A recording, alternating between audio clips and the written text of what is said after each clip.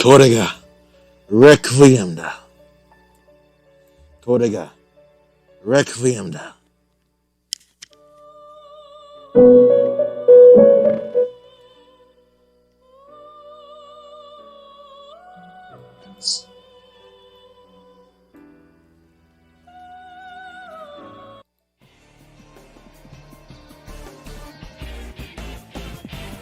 Yeah, very unprofessional.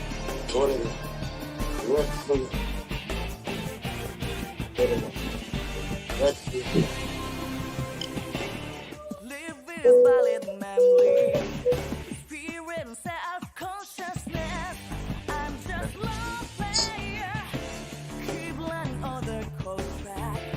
The hatred foods just don't stop. I see free way from there. The world is all I said you. All my right is made you ring me by. Look at that you cool, close to my ray of light. Ready for freedom, nowhere. All my right is made to remember. That's my last man with no one. My last let me feel alive. Live with valid memory. Experience self-consciousness. I'm just one player. Keep learning other codes back. The hatred foods just don't stop. I see free from there. The world is all I said you. All my right is made to remember. Okay, Look at that let's you cool, close to my ray of light. Ready for freedom, nowhere. All my right is made to remember. That's my last man with no one. My last let me feel alive. Live with valid memory.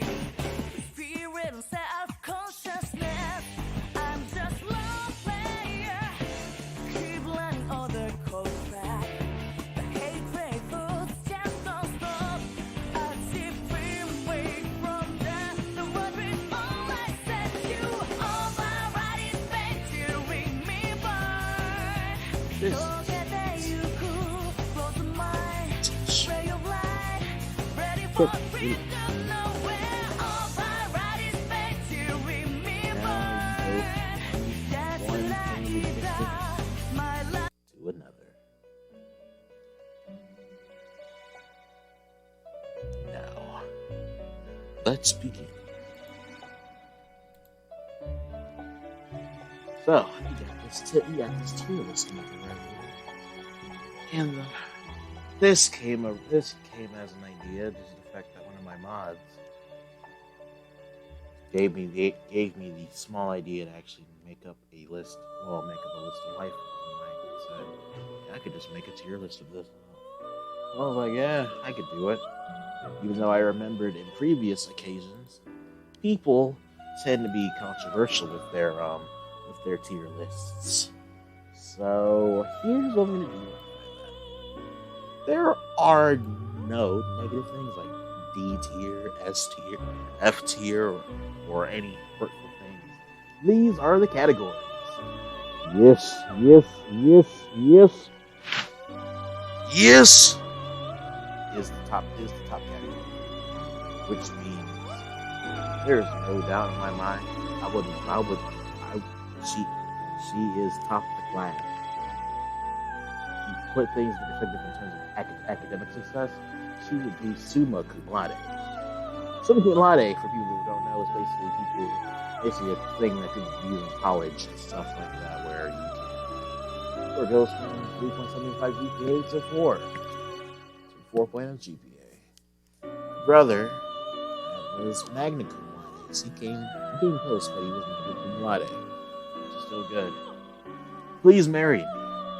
It's the second best one. So, yeah. You kind of get what I mean by what I say. But please marry me. She's pretty good. Came from the Bob Ross. You're pretty good. Can't watch my hand. It's because I'm not planning on using that camera anytime soon because I don't want my videos to be out.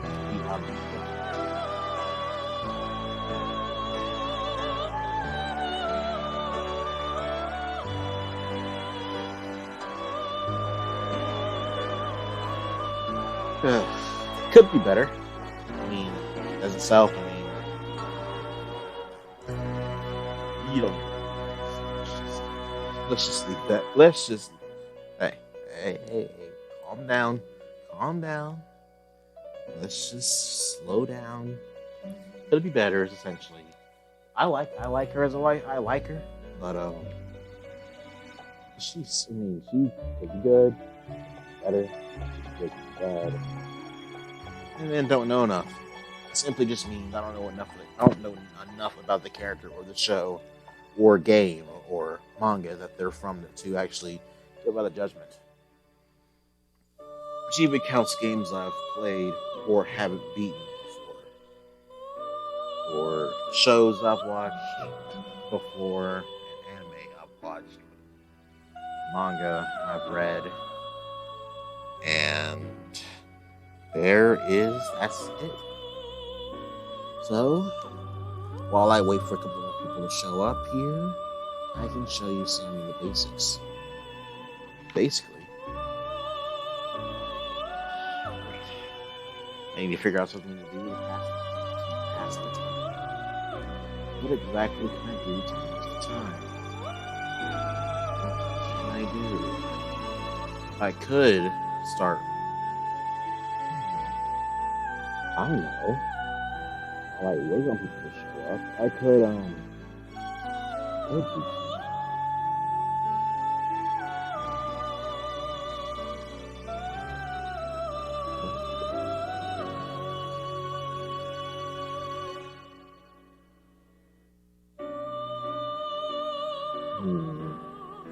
Not really a voice actor. I've taken some theater classes in high school before. So I do have some experience. Well, I'm not experienced at all. But I think I'll read a fantasy quickly.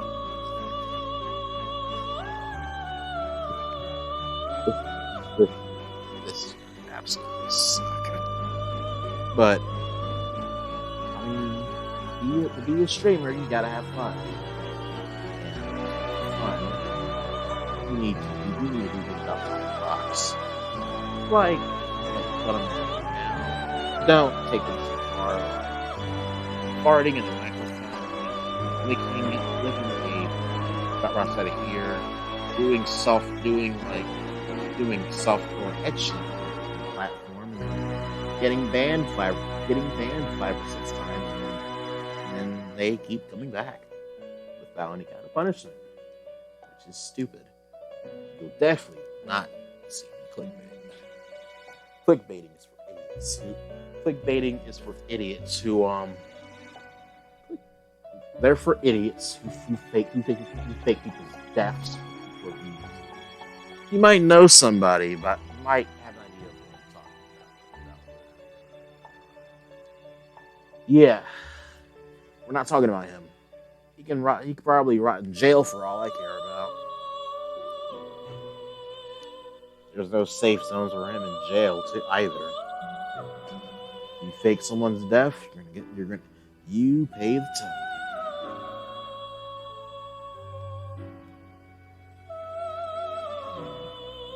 Alright, this one. This is my shortest fanfic made last year. This was the last Persona fanfic I made before I kind of lost my confidence after Iris on Twitter. She kind of messed with my confidence a bit and stuff. And ever since then, I haven't wrote a Persona fanfic or a fanfic in general since then. So here we go. Free falling into your dreams. If you've read this, you probably have Shimako Week Day 2. Shimako Week 2020 Day 2. This was published on January 15th, 3 months before the official coronavirus happened. Summary. Kira is in bed, dreaming about something. then realizes this dream is becoming a nightmare, as he is in his future falling to his death. But then, post-apocalyptic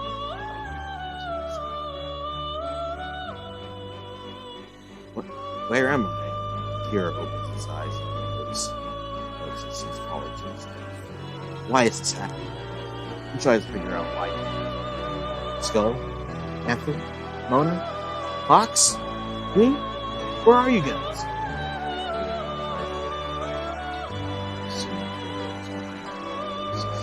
They're dragging Shaggy Rocks to school. He doesn't see us. I remember what happened. I was in the fight with Thomas Pyramid, thinking on the shadows that in that place, one of these making it on me. Akira starts to remember how exactly he got in this predicament in the first place. But I need some help. Nearly at my... Akira, hang in there. I got you. Suddenly, Kodo clad grabs him and throws him onto the ground. Then she revs up her persona and drive right up the cliff wall. Thanks, Queen. I really owe you one after that. Akira then thanks Makoto for saving him while holding on to Makoto's waist, as she drives on her back to where the Makoto is. Don't worry about it, Akira. I won't allow you to kick me. Makoto then says to Akira, while trying to act like one of those tough guys from those movies she watches during her spare time. Did you paraphrase that line from that Like a Dragon movie we watched together? Akira then notices that Makoto said a line from one of her favorite movies. Makoto, while driving back up the cliffside, starts to blush. I just hope this is so.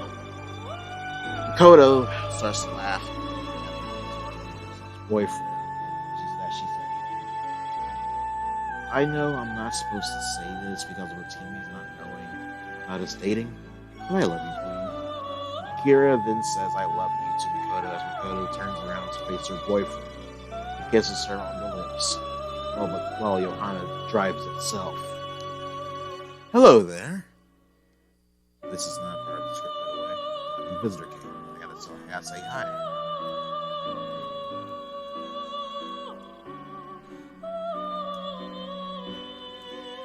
There. I love you too, Joker.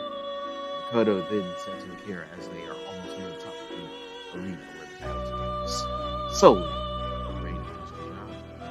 Makoto starts seeing the Phantom teams as she plans for a counterattack.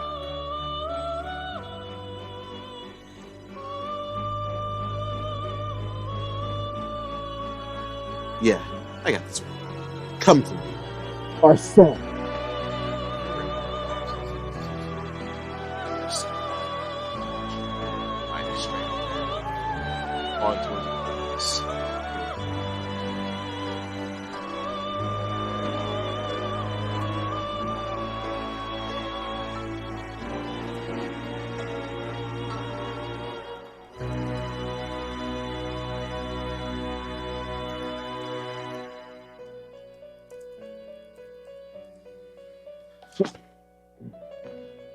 Megiddo!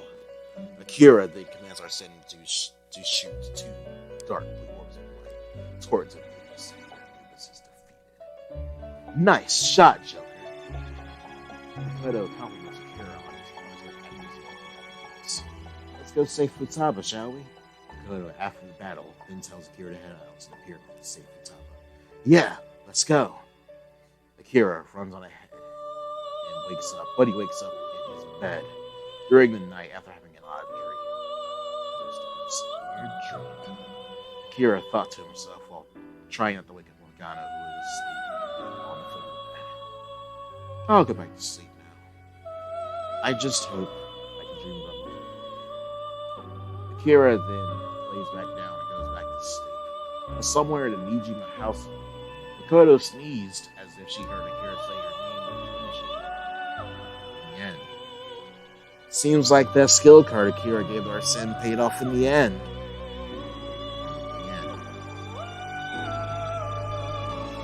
So, what do you think? What did you think of that right there? Was it good? Was it bad? Or should I or should it just burn in hell? I think I did pretty good. The last pick I ever wrote.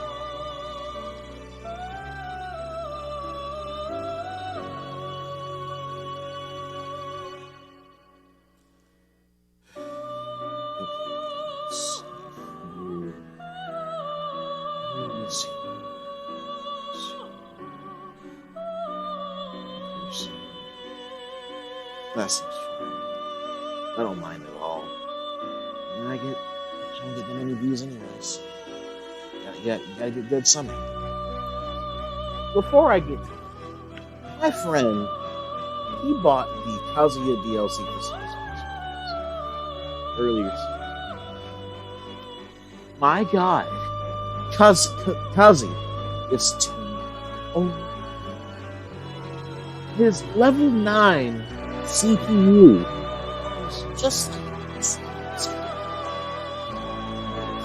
Combo was. Am I watching Sonic Fox play? Am I watching him play Tekken? Right now? Yes. You can't. What can you do against a guy who has too many moves? It's unbearable. But Kazuya does have a weakness. He's too slow.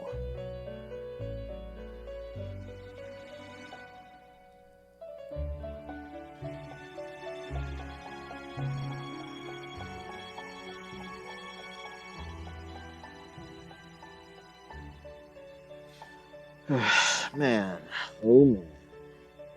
Kazuya is too overpowered.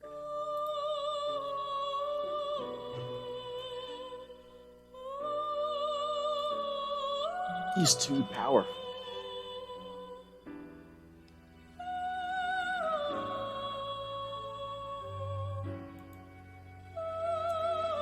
Can't really do that right now.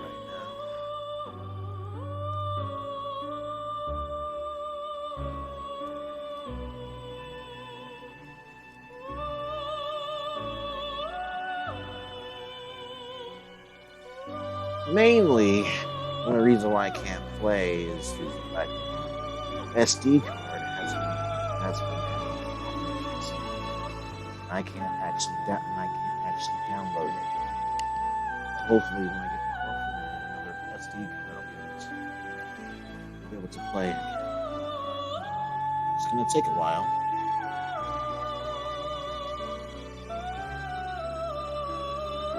I mean, I have Smash Brothers. I bought Smash Brothers already last year, digitally. But I mean, if the SD card keeps messing up like this, I might have to. I might have to or borrow a copy. But anyway, I wish someone could show up here. I don't want to sit here all day doing nothing. Just what to do.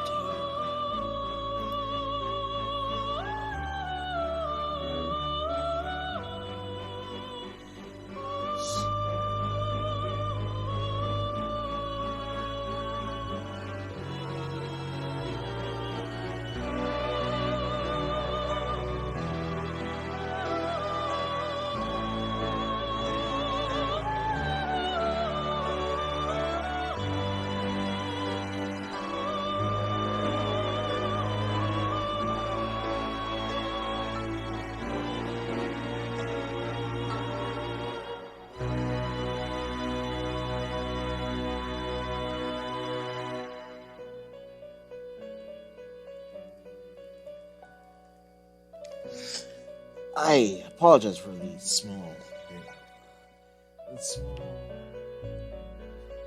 pieces of silence. So I'm trying to get some show.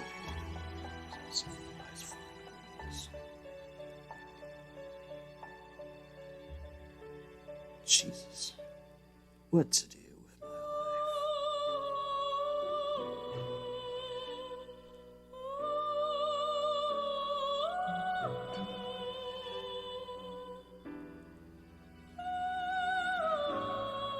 Nope, that didn't work.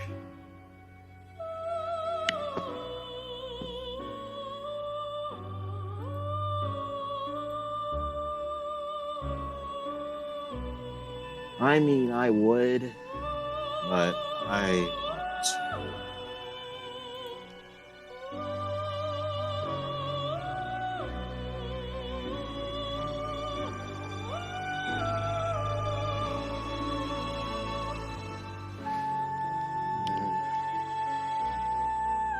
Yeah, just do some stuff and have some fun. I mean, even if I did play Smash Brothers, I would probably just use Hero or Pyra Myth or Violet or on the offense. I have been using Sons to see how he works.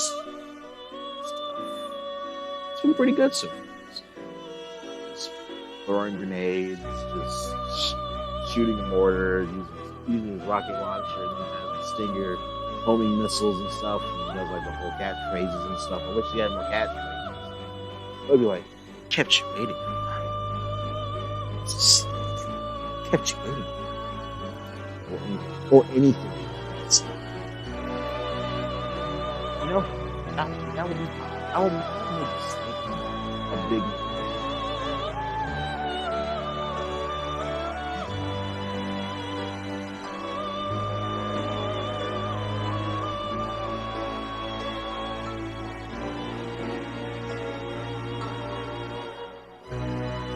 Yes.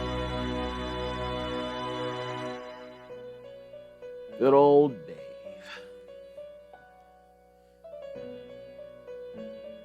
But then again, Snake does take a bit of practice beforehand. You gotta set up your minds properly. You gotta make sure you hone the missiles properly. You gotta throw your grenades at the right time and do your smash attacks and everything. Do some good old CQC. There's nothing wrong with CQC. But then again, ice climbers are really bad. Then again, any character can be good, depending on the kind of player that plays them. Like, I've seen people who main characters it's like Banjo-Kazooie, Min-Min, Piranha Plant, Steve, Mega Man, Ryu, and Peach, Daisy, Bowser, Toon Link, Young Link, Zelda, Little Mac, and even King Dedede, and they did pretty well for themselves. They did have their obvious strengths and weaknesses. Like in Little Mac's case, he has no air recovery, which has become a big meme in Smash Brothers.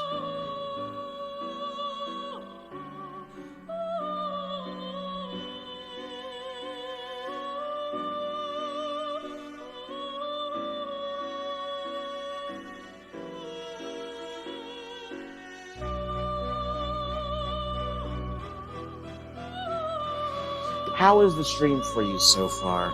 Is everything good, or out of, or is anything out of place?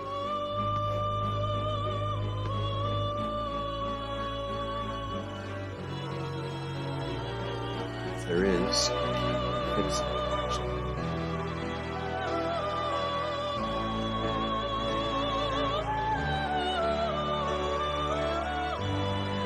It depends. If I get a couple people to show up here, if I get a couple people to show up here, then it'll be good.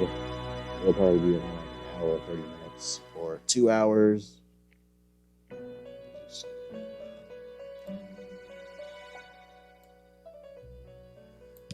All right, let's see. Keep in mind, this is the first stream I'm using. I'm using the OBS on. On my previous streams, I've used my PlayStation. I used my PlayStation on my previous streams. The last time I tried doing a stream on OBS, it was a laggy mess. All I was trying to do was stream Genshin Impact and Xenoblade 2, but that did not work. That did not work.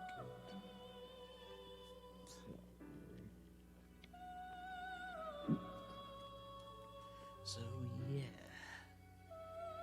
I'm really going to be here for 2 hours, depending on how long it takes me to rank each and every one of these waifus right here. Take a look at them. Do they look majestic to you? OBS is pretty good. You can stream on a computer as long as you don't use GIFs or have a actual properly working computer. Basically, if you use it like me, don't use any GIFs. Don't use any GIFs. That's going to cause everything to blow up. Well, the laptop isn't going to blow up. I hope it's not going to blow up. So yeah, what do you think of the selection? Pretty good, right?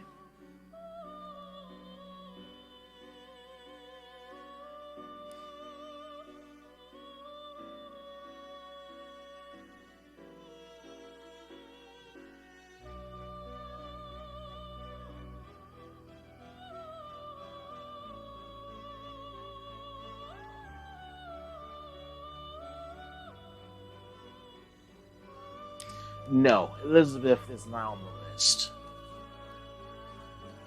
Elizabeth is not on the list, unfortunately. Elizabeth is an honorable mention.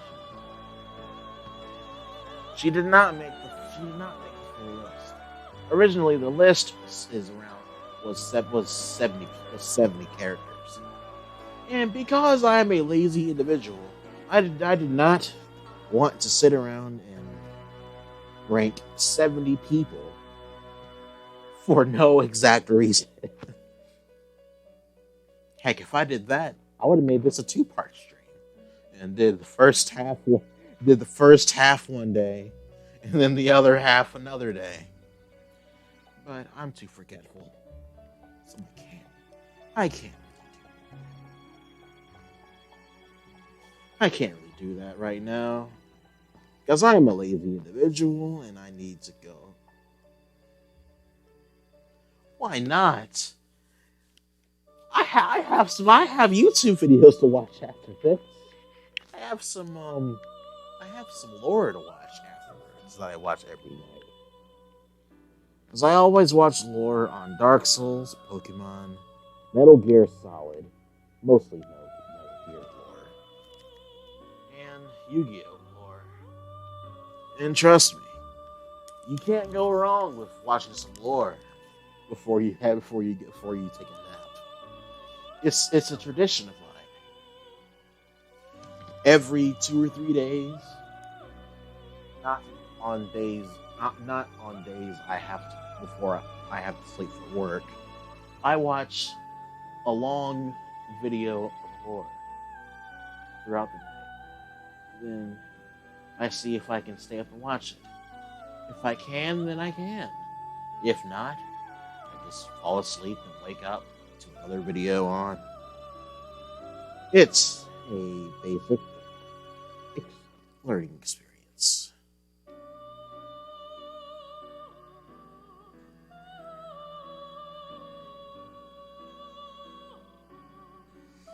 Yeah, it's a tradition that I started doing 3 weeks ago.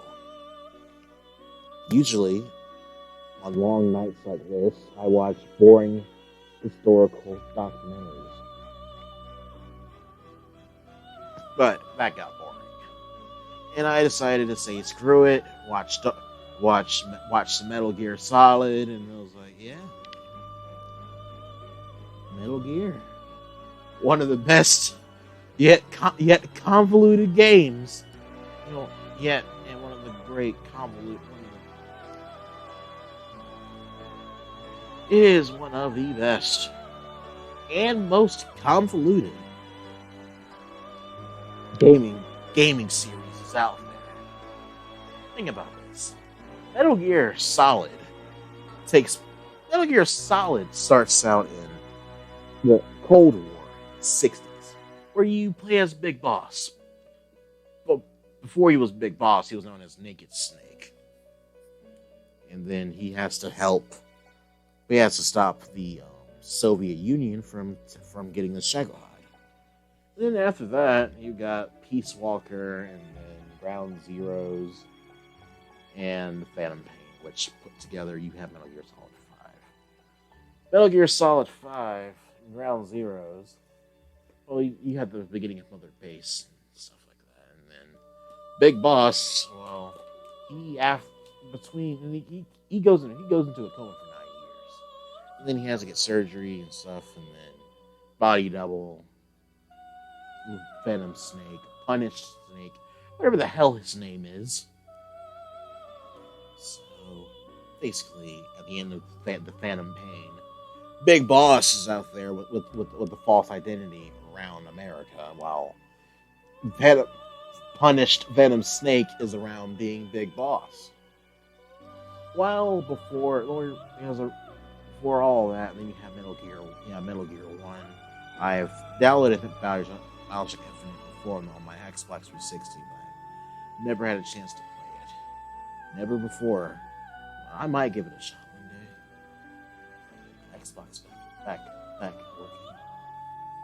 Metal Gear 1 begins with Solid Snake and working under Foxhound, under Big Boss, who in reality is Venom Punished Snake, or whatever the hell his name is. He goes to outer heaven and saves his friend Frank Yeager. Well, in essence, he realizes that it's essentially a trap, and he fights Big Boss, or Venom Snake. He kills him. But then real Big Boss is alive. Metal Gear 2 happens to take place in Zanzibar. Zanzibar land is filled with soldiers and child soldiers, and the real Big Boss is there.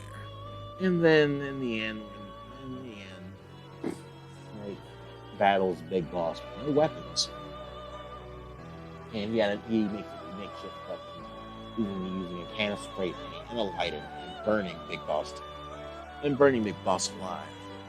And you won't see Big Boss again until rushing. I'm rushing right now.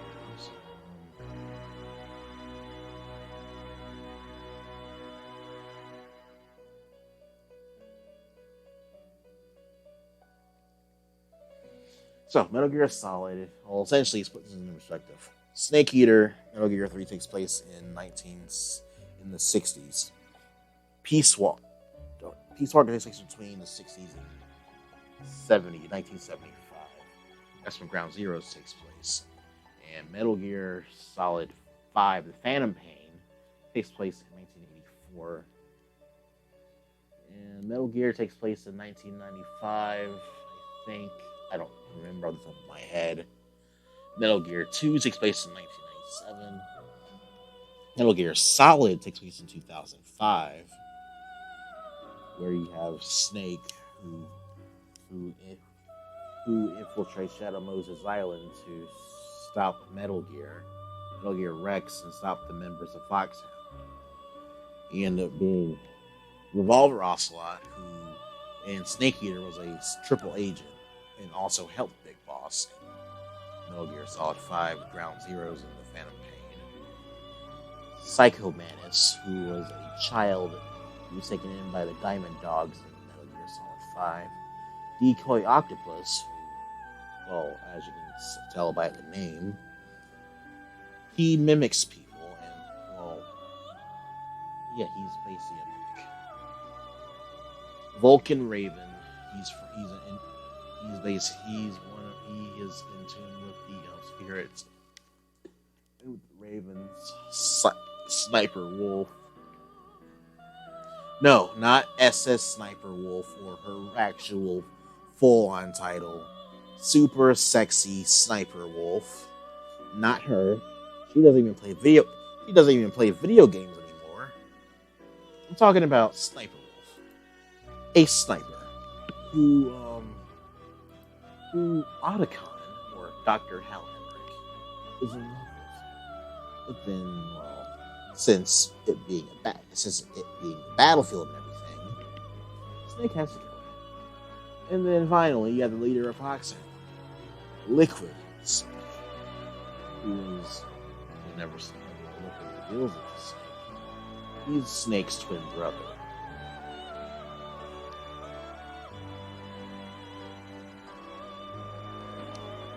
And then that's the end of Metal Gear Solid 1. Metal Gear Solid 2, Sons of Liberty, which is it's a great game, but people rag on it for the main fact of the matter that Solid Snake is only playable in the prologue. Everything else, it was held by Raiden. But screw it. I don't want to.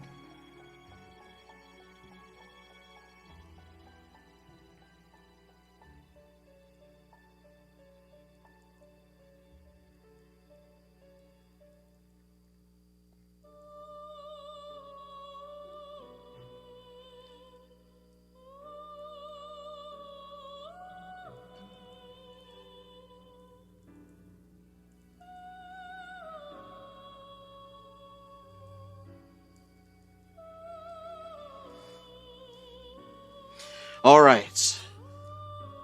I've had enough waiting. I'm going to do this now.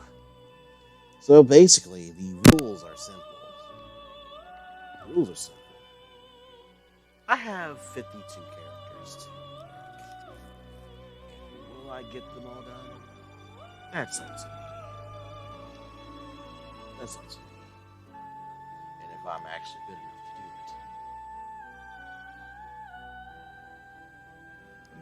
I'm pretty good. Even though I've done this once. This is my first time. Okay, let's do it. The first character on the list of the docket is Melia Antiqua from Xenoblade Chronicles. Or Xenoblade Chronicles Definitive Edition. Yeah, it's Xenoblade Chronicles.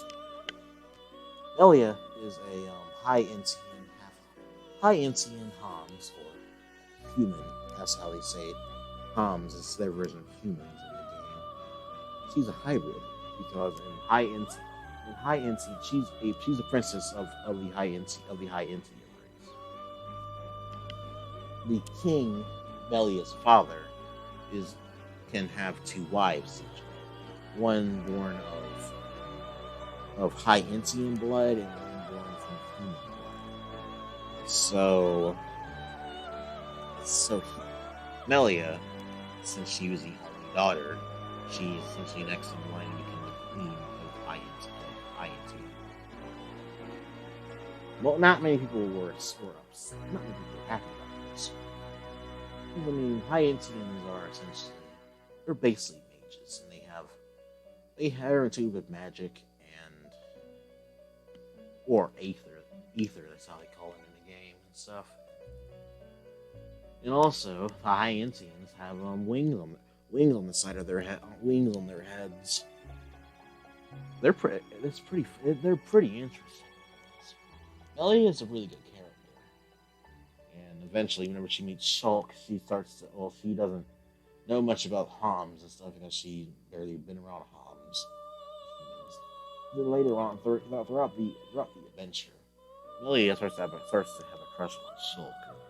But unfortunately, the feelings are not shared by Shulk because he cares more about Fiora than he does with Melia. But a guy can dream. And again, Melia does keep her feelings in check for Shulk. And essence, as a character, she's pretty fun. She's essentially the major. Like she summons elemental power. She summons elementals like fire, ice, wind, thunder, water, ground, or stone, and other stuff. And then she does extra effects. And my favorite move of hers is Starlight Kick, where she essentially just runs up and kicks someone while falling down afterwards. Apparently, if you combo it with another move, it does a high amount of damage. But where would I put Melia up here? The question will be answered by, please marry me, Melia. She's good enough to be up there. But well, if you want to count the age of high Entians, a high Entian is essentially, think of like a Manakete from Fire Emblem. They are young, but they are old. They are young, but they're old also. So, Melia's canonical age in Xenoblade Chronicles is 88. He's 88 years old in Hom's terminology, but in High Entian terminology, she's essentially like 18 or something. He's actually 18 like an adult. But here's that. But now, coming up next is Lady Estelle Cetos Harrison, or Estelle from Tales of Vesperia. Estelle is everything you would see in a naive anime princess. She fits all the criteria. Like, doesn't know anything about the outside world, check. Read lots of books, check. She is ditzy, yes, she really is. The thing about her is that she comes from her kingdom and stuff, and then her and the protagonist Yuri Lowell meet by chance. Yuri was trying to find out the reason why, like the Blasphia or something was messing up in his hometown, so he went to go investigate. And then when he went to a nobleman's house, he runs into Estelle, and then Estelle essentially wants him to essentially take her out on an adventure. So, but on the outside, the royal family, they think Yuri's a king. Sure. But then again, later on, you realize that Estelle she can heal people and anything that she comes into contact with. And then essentially, Estelle, it's mentioned now in the definitive edition of Tales of Vesperia that she has a crush on that she loves Yuri, and maybe the feelings are reciprocated too. And then she says like Estelle is only paired with like 3 people in the Tales series: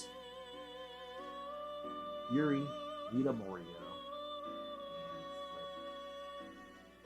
but mainly I pair her with Yuri. And you know what? She's pretty good. Not enough she's too naive. The only reason why I say she's pretty good, is as a party member, she's essentially a cleric. She wields a sword or a staff or a rock or an she's a shield.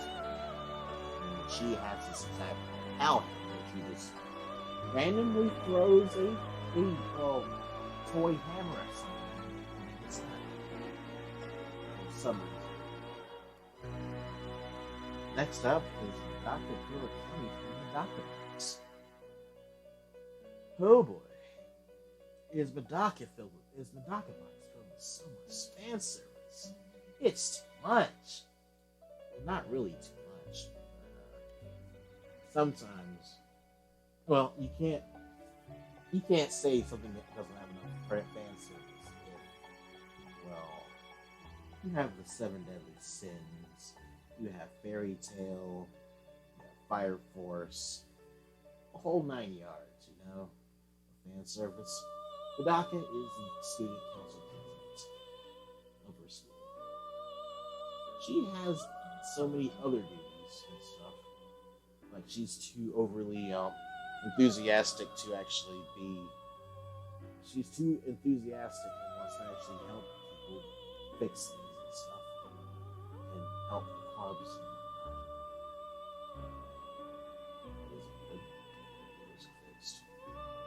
Hidaka is like how every other big titty, overpowered anime is.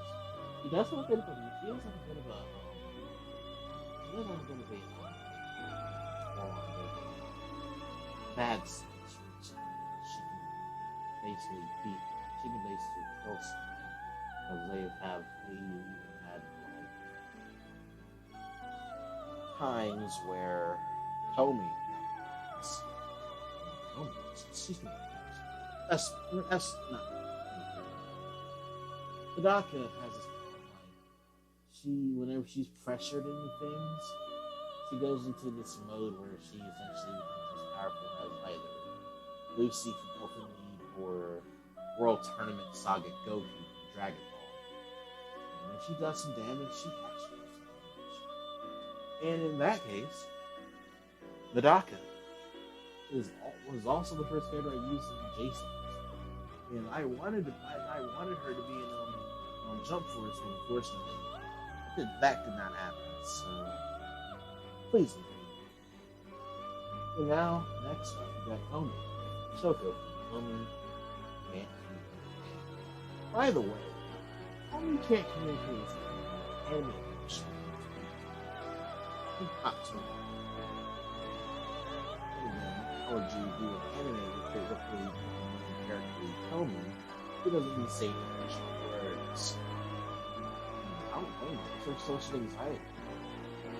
On the outside, Komi is intimidating, beautiful. She's one of the. She's essentially like a snow queen. We'll get to her. We'll get to that. We'll get to her later. Snow queen. On the inside, Komi is extremely nervous and shy.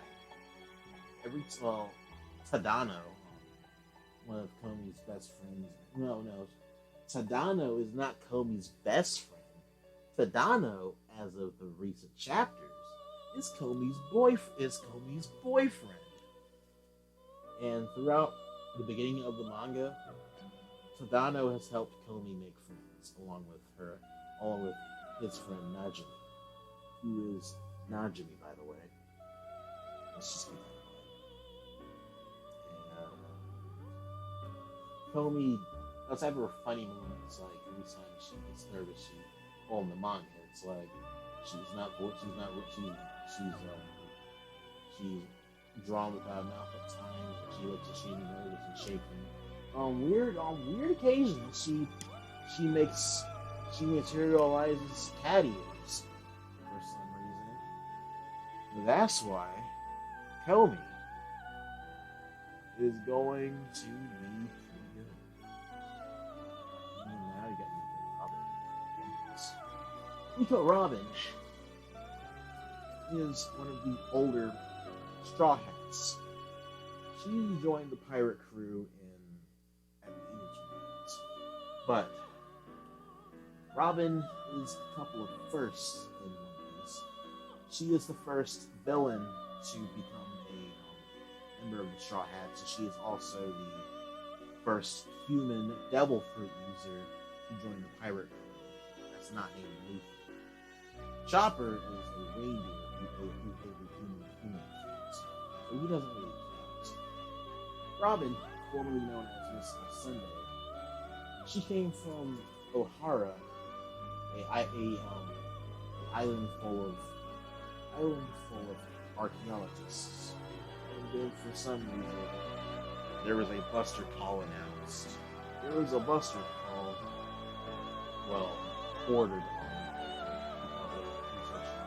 the Void Century, which is 350 of the circle of that that the Marines or the world government doesn't want them out in the public. So everyone on the island, except for Robin, was killed. She was saved by Kuzan Aokiji. Because of the fact that Aokiji is one of the Marine admirals who actually has some semblance of morals, instead of just flat out killing him for no reason. And the person that ordered the Buster call was Aokiji's fellow admiral at the time, Sakazuki Akainu, who later becomes the head admiral while becoming Sakazuki. Robin bounced from one island to another while being a mercenary and stuff. And eventually, the only reason why Robin became a giant was because of the fact that Luffy saved her from Crocodile. After Crocodile was defeated in the area they were fighting in, was about to collapse. Luffy saved her from dying. And as a reward, she joins the Straw Hats. Even think about this for a second. Robin was given a bounty at 8 years old, and she was on the run for the last 20 years. So she did not have a really good childhood. You know, there's occasions where Robin has childish thoughts of things that she sees and stuff. It's rare, but it does happen. With that, Robin is pretty good. Next up is Sucrose from Genshin Impact. Alright, Genshin Impact is a game that just came out last year. So, first thing you think about in Genshin Impact is Jin, Luke, Kadehara, Kazuha, Beidou, Ningguang, Hu Tao, Xiao, Benton, lots of them. Sucrose, she is an animal user, which is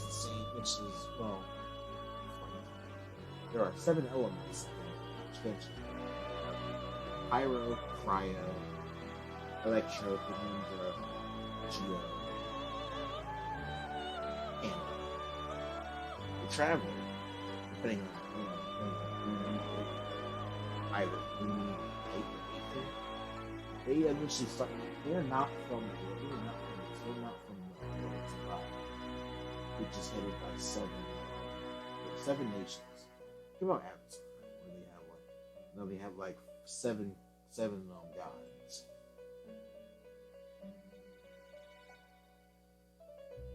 And then the first vision that the traveler uses is Animo.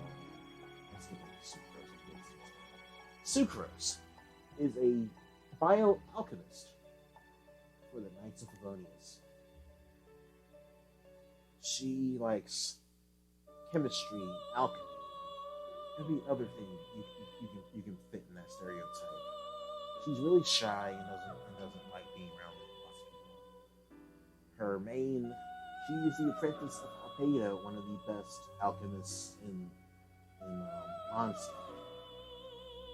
And she had, if you notice carefully about Sucrose, her ears are, Sucrose is essentially a Kakegurumi for a character with animalistic features. In Sucrose's case, she might not see it.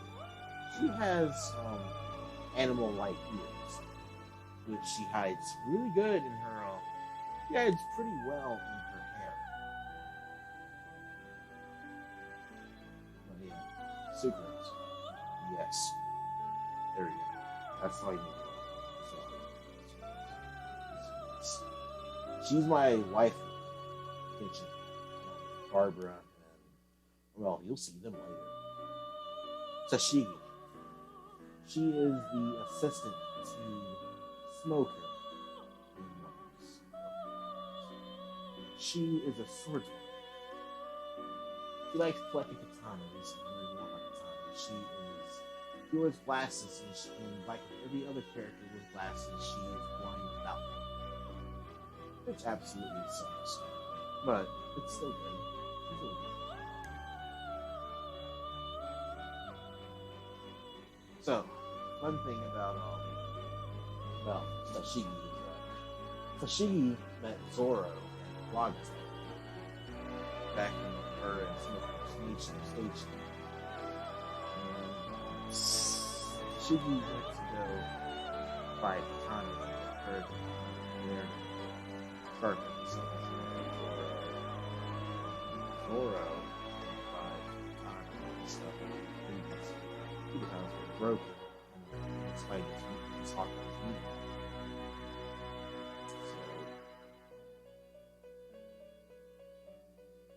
So Tashigi mistakenly thought that Zoro's Wado emoji was for sale, but it actually wasn't for sale. It ends up being, and later realizes that Zoro's katana, the Wado emoji, is a grade 12 katana. It's a really good katana. But then eventually Tashigi realizes that Zoro is a player. And she duels him. Zoro obviously wins. She beats her. He beats her. And then Zoro doesn't kill her. Because of who knows why he didn't kill her. Tashigi thought that he didn't kill her because of her being a swordswoman and her not being a swordsman. Kind of like a bit of discrimination. Like stereotype is that most people who wield swords are men, and swords men, and there's no room for a woman to be a swordsman. But then again, her incident in later in One Piece will prove that simply wrong.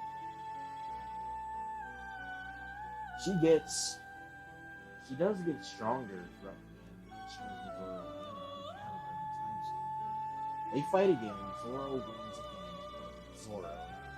No one can beat him unless you're Kira Mihawk. She does get better. She learns hiding.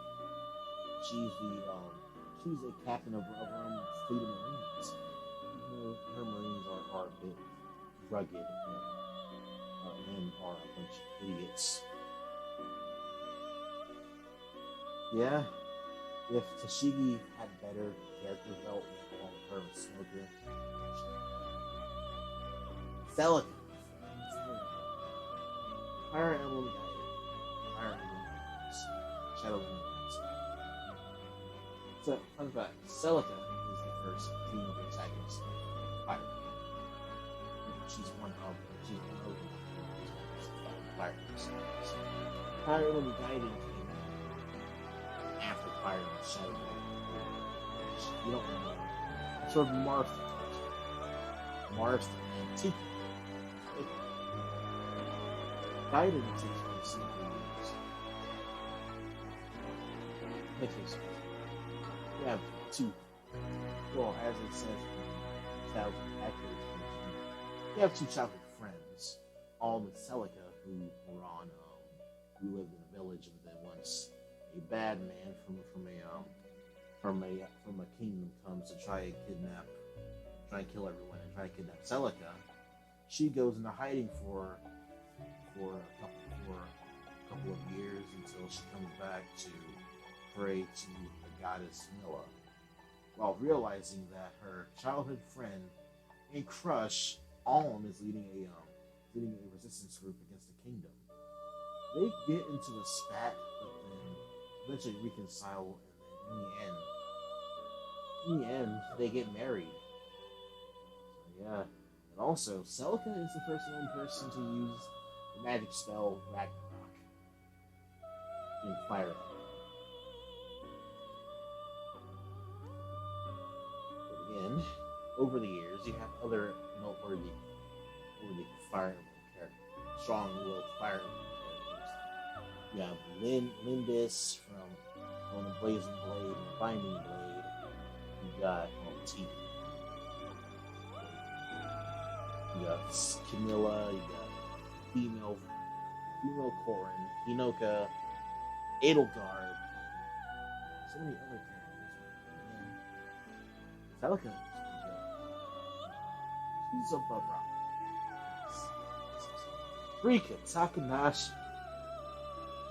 Man, Rika. The Eye of Wicked Lord. The Chunibyo. You gotta love her. She is an interesting case. Since, if you don't know, Chunibyo is a phase Japanese middle schoolers go through, especially when they're like anime characters in real life. It's like, it's darkness. I who can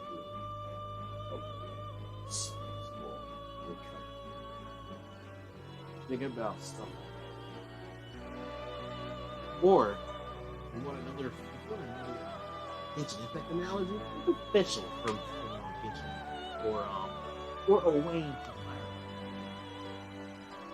By the hand, my sword arm, I must slay you. Like stuff like that. So Rika is he's a Chunibyo, and she's a Chunibyo essentially, and she has delusions over things and stuff, and the only reason why she has these delusions of having the eye of the wicked lord and stuff is because of Yuta Togashi with his own dark flame master persona he had in a year prior to the events of Love Chunibyo and other delusions. But in reality, she doesn't scope of the fact that her father and mother are, well, they're both dead. She lives with her older sister, and they don't really get along. But her sister, who's a chef, she doesn't like Rika and her delusions, so they bicker over it at a time. And it's all fun. If you want to count getting hit over the head with a ladle multiple times, you could consider that fun. But I don't. Later on, eventually, Yuta and Rika end up falling in love and dating each other. While after a spat between her and Yuta, she runs away, and then eventually they reconcile and date each other. Love Chunibyo and other delusions. You should watch it. Rika's going up here. Sucrose for now. Speaking of the show, the Eye of the Wicked Lord. She is a grade above Yuta and Rika. Her whole main thing is that she likes to get naps. No kidding, she takes naps. She's also a good quirky too. And that's hard to get. Kumin is a cute character, but she can be better. I've seen cute characters. Chiaki Nanami. She is exactly what you would call serious like a big girl gamer. She plays every game. She's a master at every game. No matter what kind of action game, shooting game, stealth game, rhythm game,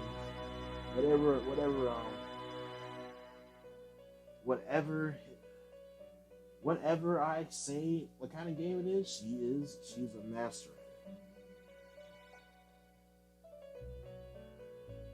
Then again, let's put things in their perspective here also. This is a spoiler, by the way. Chiaki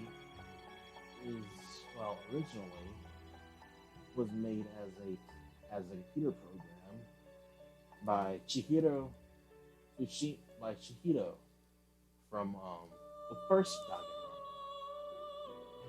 And later on, eventually, She was the basis for a program that he made. And then again, about her, she likes eating too, stuff. She has a Galaga ship as a airboat. It's also cool. So yeah, she's pretty good. Next up is Annette 14 from Fire in Three Houses. This is good. Annette, she is a mage from the Blue Lions route. He is from Vargas, Ferdiad. She is best friends with Mercedes von Marchese. And she is a studious stutter.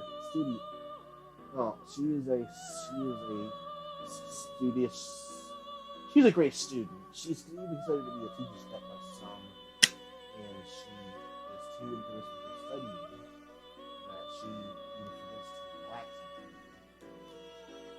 Basically, Annette is what you would call a model student. Yeah, model student.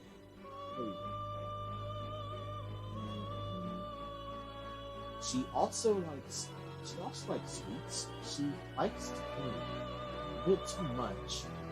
She can sing also, even though her lyrics are what you may call weird. Yeah, she's really good.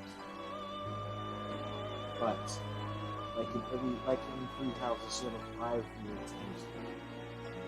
Man, she becomes a beautiful with lethal magic too.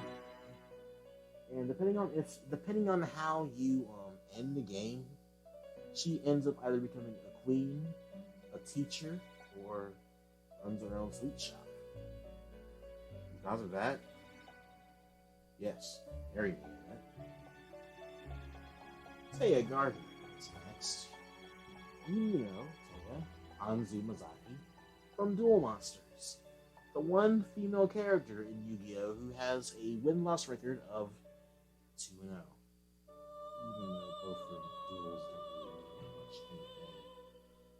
And she is the only one with a 100% win rate. She is a childhood friend of Yugi Moto.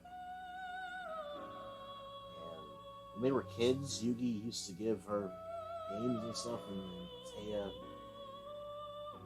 Taya used to struggle with them, and then eventually Yugi gives her more games to play, easier games to play with childhood friends, so you can friends since they first met. Taya has a dream of becoming a dancer before. She goes to New York to be a dancer. She likes dance, but she's also really supportive of her friends, especially Yugi. Since before meeting Pharaoh, Yugi was bullied often by Joey, Tristan, and Austin. In the manga of Yu-Gi-Oh, it's mentioned that Yugi and Taya have feelings for one another. But yeah, deal with that.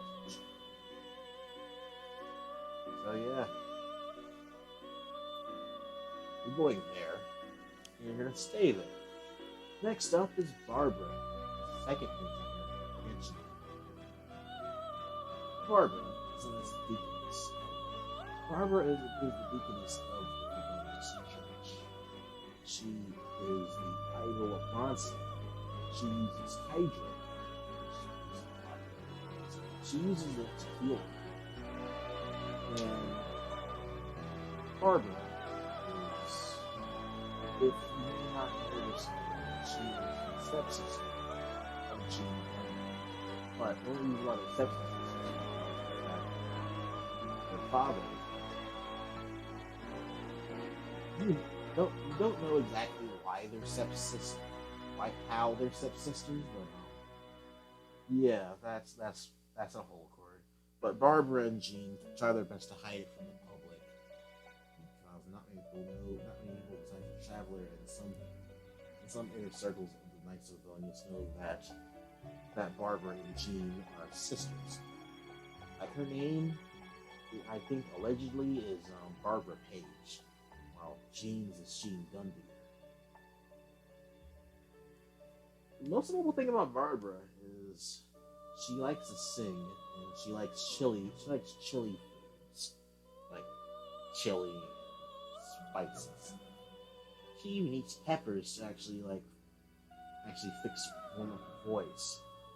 Ask me why. I don't know the basics of how that would work.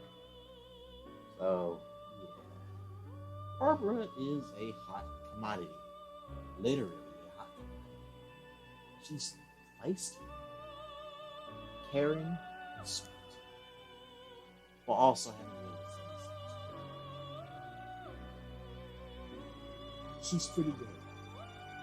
I'm gonna put her above Celica, Robin, Chiaki, the only knows how she likes spicy things. She's one of my best healers.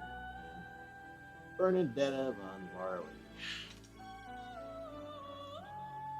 She is from Varley, somewhere in the Imperial Alliance. If you've heard her voice before, she's voiced by Erica Knights. She's the same person who voices Ryuko from Kill Kill and some other people. Bernadetta has a severe persecution complex. Well, due to the fact that before she went to Fodland, she was basically trained, air quotes, to be a good housewife by her father, Count Marley. And she got traumatized over it due to the fact that she gets social anxiety and stuff. And she wasn't allowed to have friends either. Like she made one friend named Yuri Barrett, who if you don't know, come from the Ashen Wolves DLC. After her father found out about that, Yuri was really beaten to death. Bernadetta thought until she sees Yuri again that he died. And then she got traumatized and scared over all the things that her father had her do to actually be a good housewife and stuff. Like tying her to a chair and stuff, and other things I don't want to get into right now. And she was saved by all of that because her mother kidnapped her and sent her to Garrick Mach. And she still does also hide in her room every time she gets. She's a good she's a great archer unit. She's really shy. She likes plants. She likes sewing. She likes stuffed animals. She writes fan fiction, allegedly. She likes art.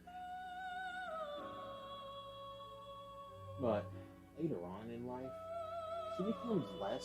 She still has her anxieties of the past. Depending on who you marry her with, she becomes calm and becomes a loving wife. So she marries whether it be Violet or Raphael, or she stays to herself in Farley County as the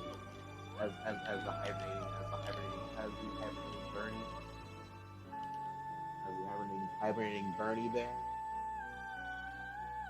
And then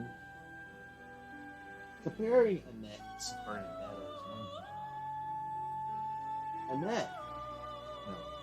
Bernadetta is good, but she's marriable, not as much as Annette is.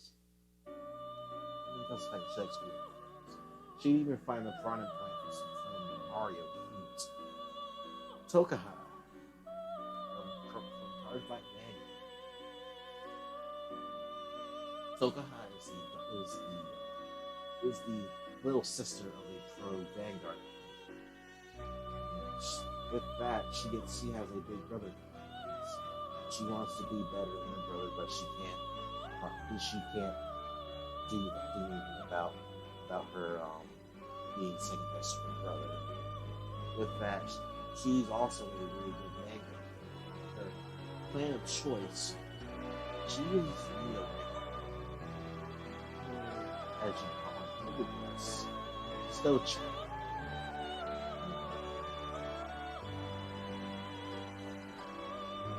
The hook can be very awesome. She's also she on occasions had her school. She's the head of the events. Her brother has events. She's also head of the school. She butts heads with Chrono at times, the main character. But then eventually she has feelings for him.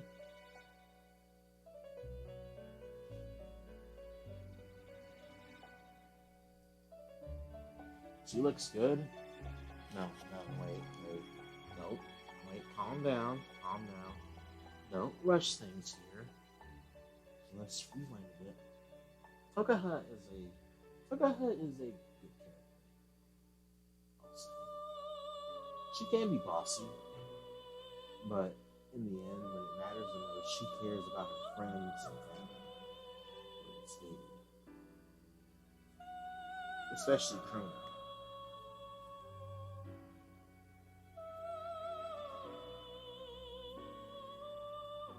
Yes. There we go.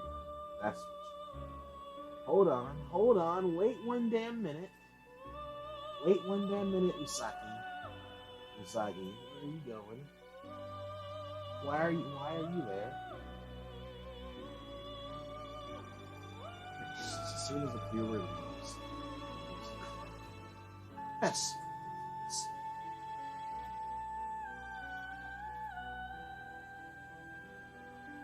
Remember, it's my first time doing this. Usaki, main character Sailor Moon. Her name is Sailor Moon, obviously. Usaki Tsukino. She is, in reality, she is the reincarnation of Princess Serenity, or Serena, or W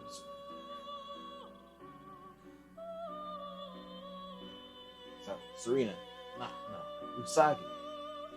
Usagi is the leader of the Sailor Guardians. You have Sailor Mercury, Sailor Mars, Sailor Jupiter, Sailor Uranus, Sailor Captain. You have other Sailor Guardians as well, as we know, but I don't have time to go. First, she was,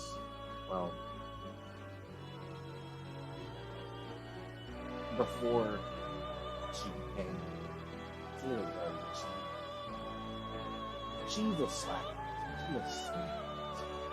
She's a slacker. She sleeps in class. She's late to school. She cries and whines every time things are going away, making her get spoiled. But also, she pays for you. Doesn't really matter that much. Well, she's a big idiot too. That's one of the main. Well, let's put that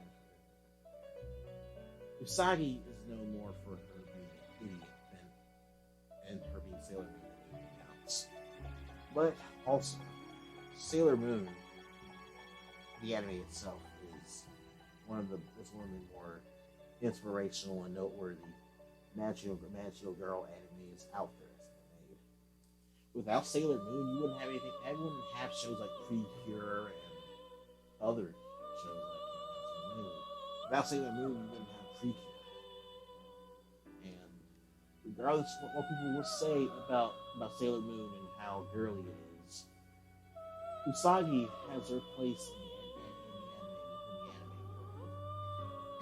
She especially inspired so many people to become Sailor Guardians or magic. I'm not kidding. Did you know that Rumiko Tanahashi is married to the mangaka of Yu Yu Hakusho? Yu Yu Hakusho and Hunter x Hunter? Did you know that? And also, Usagi does later reunite with Serena's old lover, that being Endymion, or as we know, real world as Mamoru. But that pairing is a different situation. because of their age difference. Mamoru is a college student. Sagi is a middle school student. But Sagi is too historical. Also due to the fact that, well, she is an idiot. She could be better. Imagine Sagi if she was smart and actually goes to class and stuff. Well, we'll get to say she's Mahiru Kozumi. She is on as a as you can tell by the title, she is the title. She takes tons of pictures.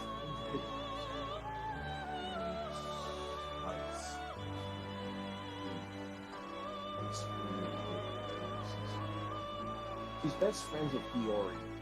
Fiori's surrogate. She's best friends with Fiori. She's probably and she has a harbor crush on Makoto Naegi, main character of Danganronpa 2. But unfortunately, I don't know much about the Danganronpa series.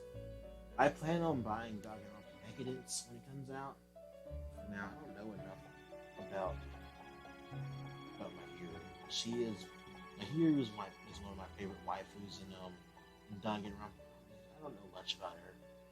But then again, if you're wondering why Mahiru is right here and Chiaki's right here, Chiaki is essentially like one of the first characters you think of when you think of Danganronpa, besides the protagonists, Junko Inoshima and Kyoko Kirigiri. It's fascinating. Aoi Zaizen. She's the female lead for Yu-Gi-Oh! Brains, otherwise known as Blue Angel, Blue Girl. She uses the Trickstar deck. Well, in her Blue Angel, Blue Girl phases. And in her Blue Maiden phase, she uses Marine Sis. Like with Tokaha, she has a big brother complex from the fact that, again, Aoi and Akira Zaizen are step siblings. What is it with the last couple of characters I put up here? And they have step siblings. Barbara and Jean are step sisters, and well, Aoi and Akira are step siblings by marriage. Aoi on the inside as Aoi Zaizen. She's really shy, reserved, introverted. She doesn't like being around people and stuff. As Blue Angel, she's essentially how every idol just she is, well, her deck in Nemesis when it first came out was top shelf. Another fact that the Trickstars, who are also being active, who are thinking of playing Smiles, they will burn damage, which is their cards, right?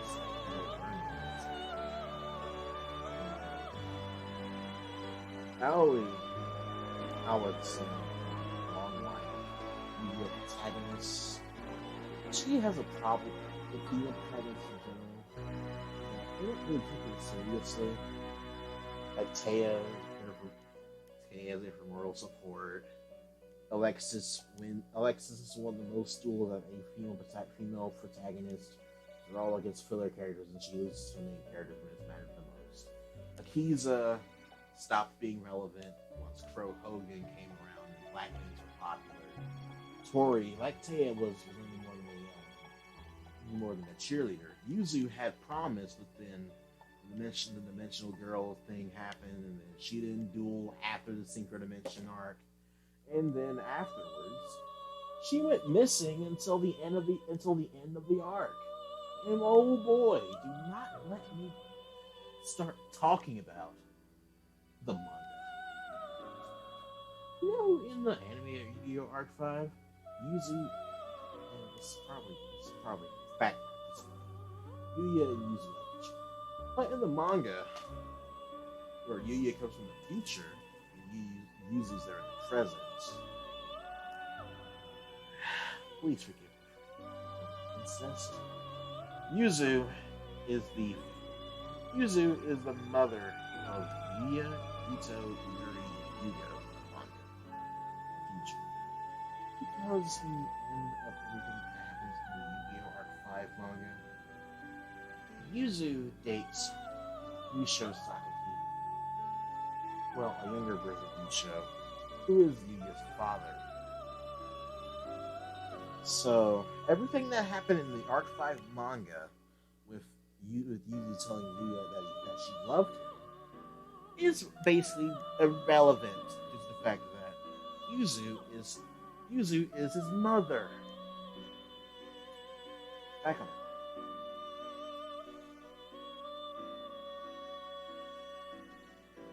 She's pretty good. Megumi Tadokoro from Shogugeki himself. Think about this. What would you do if you were invited to a prestigious feast? Would you make food so good that would make people have food gasms and stuff? What you think about that? I wouldn't. Megumi nearly failed and flunked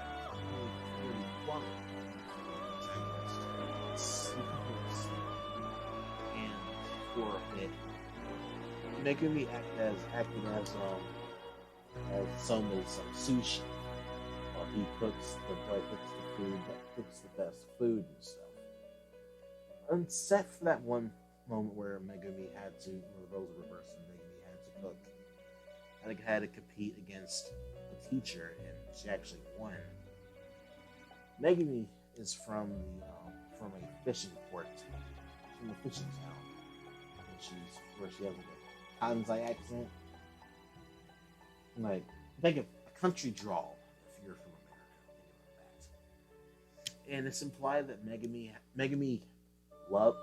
likes, Soma, as it's mentioned in the manga and the anime.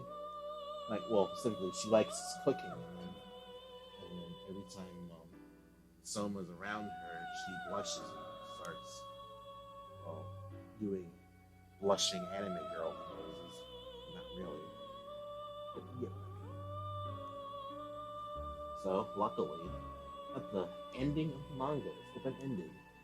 In the open-ended, it says it's like slate. It's a clean slate, essentially. You can do whatever you want.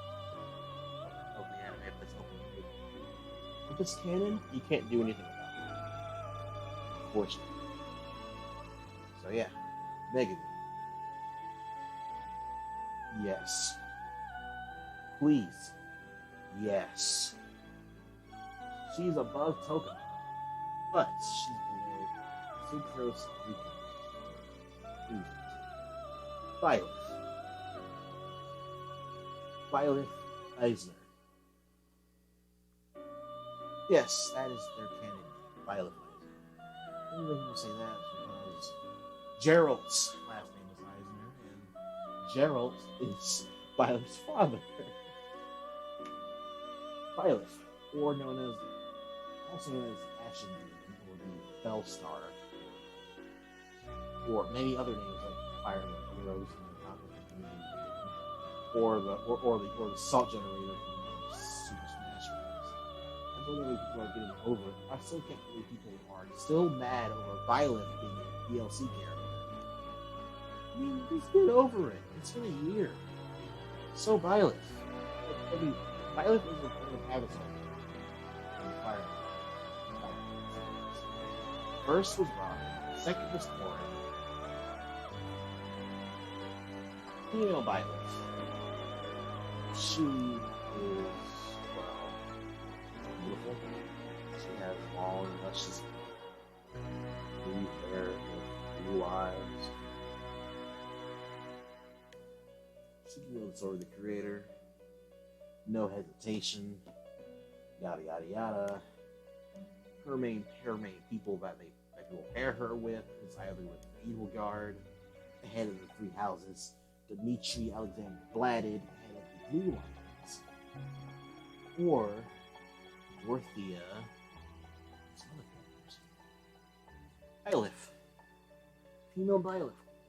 Correct me if I'm wrong. Believe it or not, and don't ask me how I know this. Don't ask me how I. Don't ask me how I know this. She has a really good supply. Yeah, you're going in the second tier, but you're below Vendetta because of the fact that I actually have a thing for Shy Girls. Speaking of free houses, we're going back onto the bargain bin with Ingrid Brandon Galatea from the Galatea territory. Ingrid, as I mentioned, Ingrid is the childhood friend of Felix, Hugo Fredarius, Sylvain Gautier, and Dimitri Alexander Gladden. She originally had a husband. She originally had a husband. She was going to be married to, and his name is Glenn. But during the Battle of Dusker, he was killed. And she has a harboring hatred for Dusker. It's something good. Ingrid is she's essentially the stereotypical Pegasus Knight in the Fire and Family. If you don't know, Pegasus Knights are all female. Well, it's the fact that, of course, males would rather be rid. Just let me say this context here. It would like be written like females rather than males. Pegasi, I mean. She also can use the relic of spear. Also, Ingrid likes meat. She likes eating meat. She likes eating meat, fish, other things. She likes sugar. You're pretty good. I mean, she's pretty good. What am I saying? You're going there.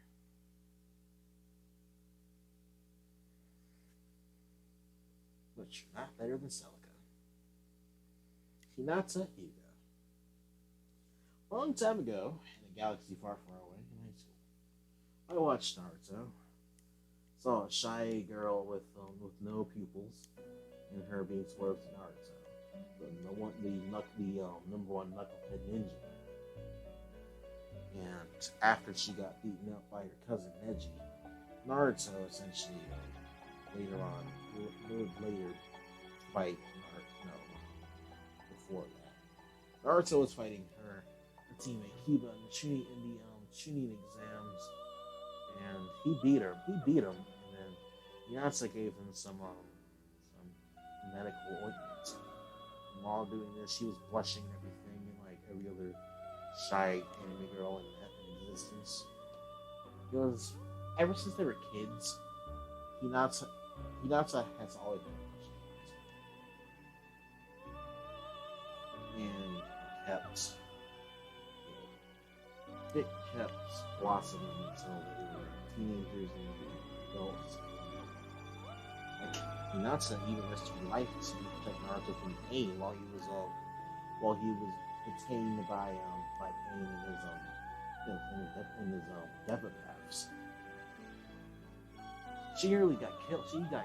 Nearly got killed by it because of Hinata laying there, lifeless, bleeding. Naruto became the Six Tails, turned into the Six-Tailed Fox, an overpowered pig, and then he shared chakra.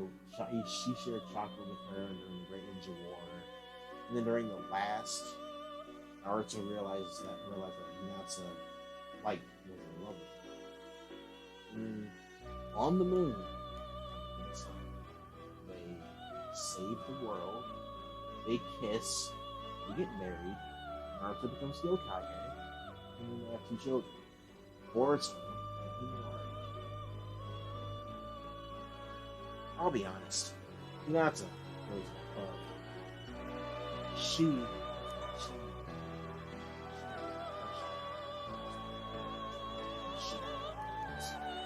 originally was talented. Now, Haru, okay. Here we go. Persona characters. I'm glad they're no longer here, so I can somehow get buried in the mud. Probably get buried in the mud after I share this. After I share this to Twitter. Man, that place is a cesspool. I don't know why I still go up there. But on to Haru. Haru is the Empress of Persona 5. The Persona is a lady. It can evolve into a certain thing. If you max out her priestess rank, not priestess, that's Makoto. If you max out her rank, her social link, her confidant, you get Mother Harlot. Haru is the daughter of Kunikazu the global head of the Big Bang conglomerate, or Persona McDonald's. Yeah, Persona McDonald's. And Haru is like every other rich girl. Well, not really. She's shy a bit. She doesn't have the best relationship with her father. Like before you save her from being sold off as a wife to a politician's son who abused her and stuff, who abuses her. Basically, without the Phantom Thieves, Haru would have not. Well, yes, the other Phantom Thieves, they would not have had a good time. Haru. Behind her soft and gentle personality, she has a bit of a sadistic side to her. Especially when she beats them, especially when she kills shadows. She enjoys killing shadows a bit too much. And there's pieces of that personality that comes with her when the Joker goes and cheats on her on Valentine's Day, or has a harem of Valentine's Day. Trust me, there's 3 more Persona 5, there's 3 more Phantom Thieves that I have to rank. One's coming up soon. I know exactly what time. But besides all that, Haru likes gardening. She wants, her dream is to run a chain of cafes, like the ones her grandfather before Big Bang. Well, before Big Bang. And because of reasons, Persona 5 Royal, I was going to romance Haru. However, I don't like the harem endings in Persona. Like Persona 3, you get backed up by your bros. Persona 4, you eat a messed up cake by you get a messed up cake made by Nanako. And in Persona 5, you get beat up. You get beat up by the ladies. To mitigate that, I only dated 3 girls in Persona 5. One doesn't really count. First girl I dated was Ann. The second was technically Makoto, but unfortunately dating Makoto doesn't really exist in my Persona canon because my old PS4 messed up. Third girl I dated in Persona 5 Royal was Hifumi Togo. And because of that, I wanted to date Haru. I'm sad after rejecting her. Well, a little rejecting her. So there's that.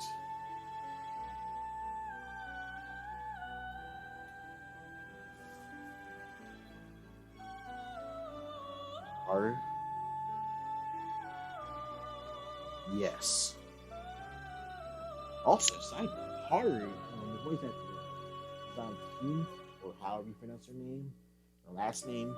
She also voices another character up here. You've probably seen her already. I don't. You've seen her already.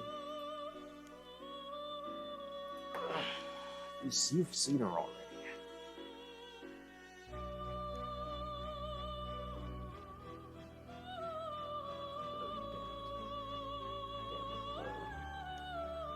Yes, she is above Sucrose, but she's above Sucrose and Cocoa. Momo Yaoyorozu. Fun fact: I have Momo's Funko.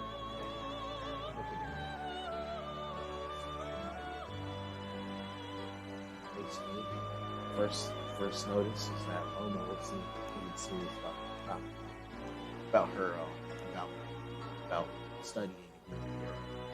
She is one of the 4 recommended students that got into UA through recommendations. So, the other 3 are Shoto Todoroki, Setsuna Tokage, and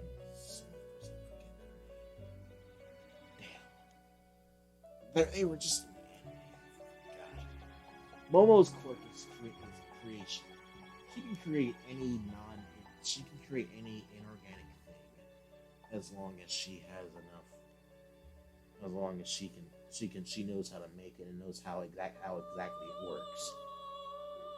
She can make money, but as she said in season 3, it would turn the economy upside down if she were to just make money. If she were just to make money using her quirk. It would just not be a good idea. It would not be a good thing for the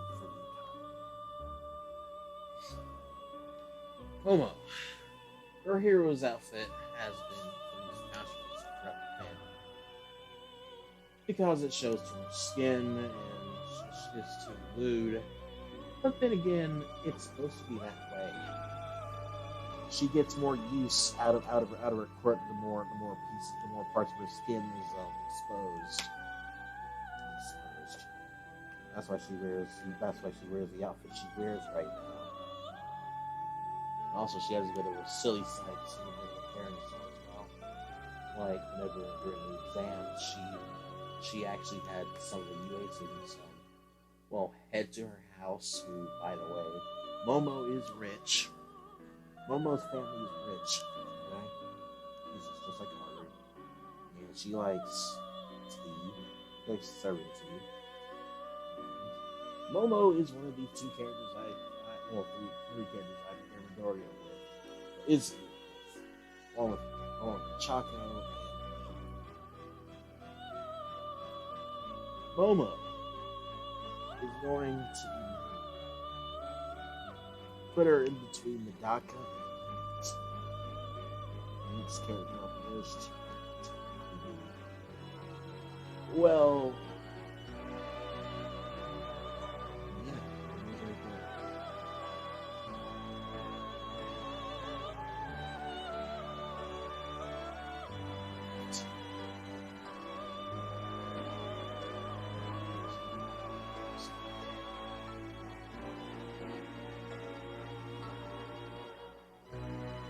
this one looks like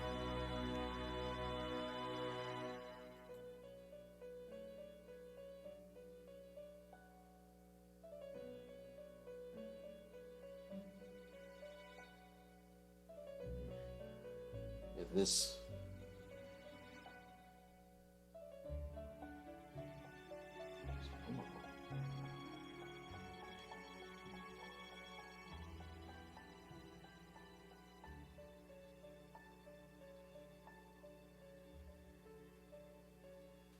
Damn, comments in the computer.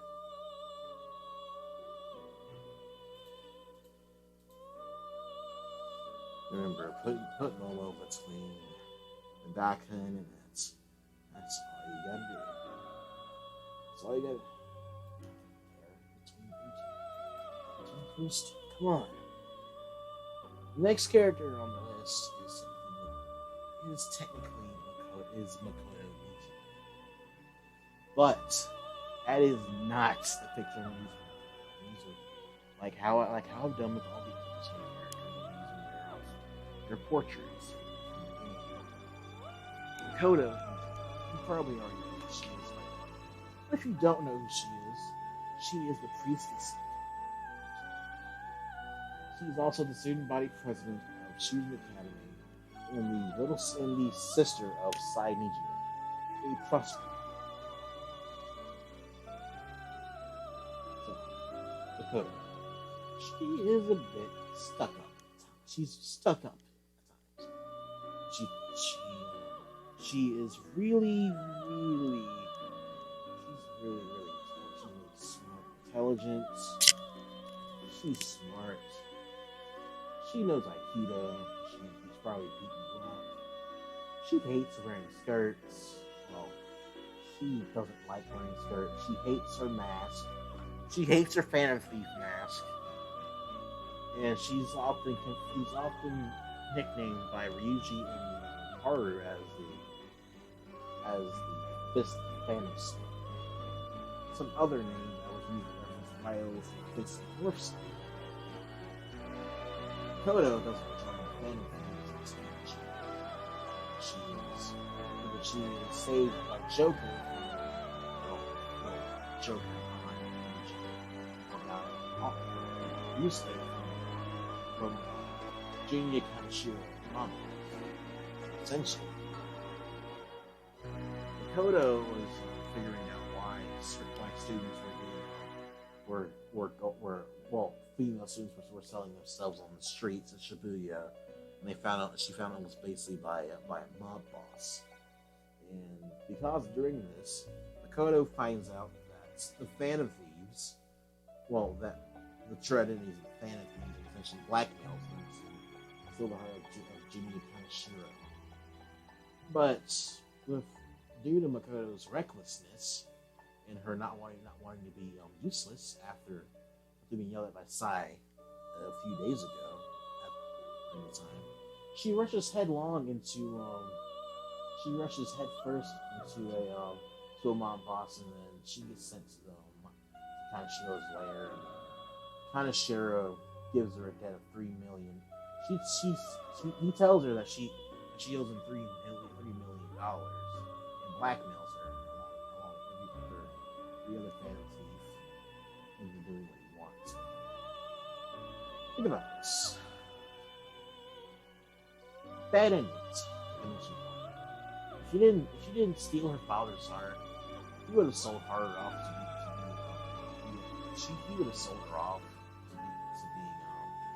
being a wife of a man she doesn't like. Makoto's is probably worse. Makoto and her sister's side, they've been forced into prostitution. Her reputation is soon by President.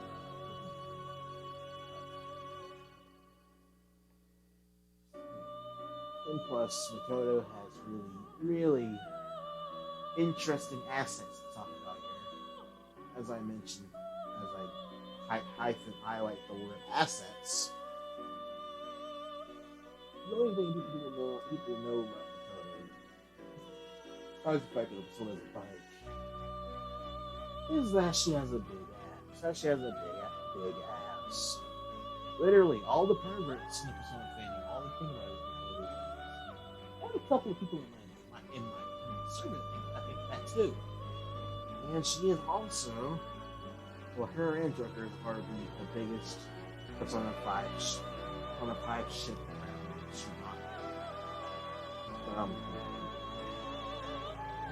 Dakota.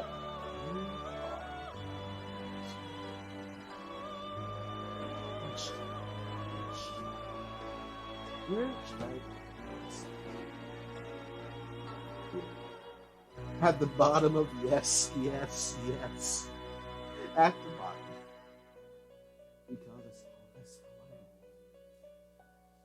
Makoto would have been way higher. She would have been higher than Haru and higher than An and Futaba eventually. But due to BS that's happened on Twitter and other things about Makoto, let's talk about like 50 of them. Scythia. She's a unique case. Obviously, you can tell her white hair is not really her natural hair color.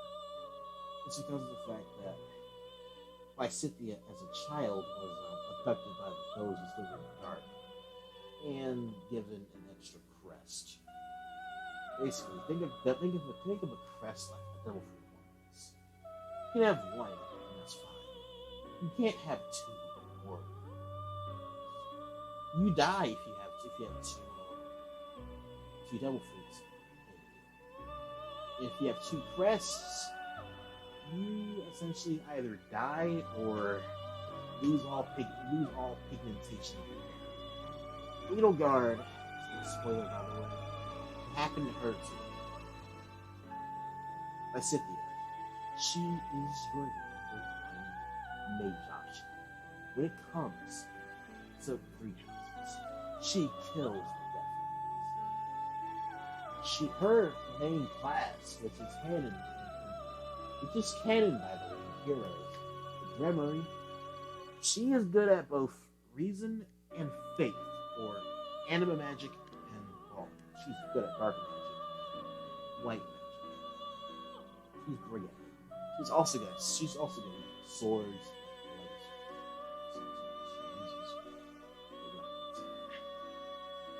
And one other thing, Lysithea was the first person I married. Well, I, being Violet, married at the end of Fire Emblem 3 houses. I did the golden beer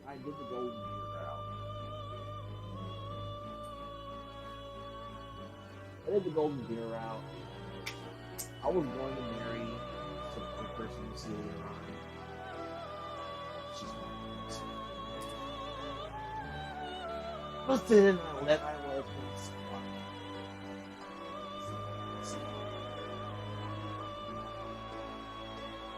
see what I'm doing next.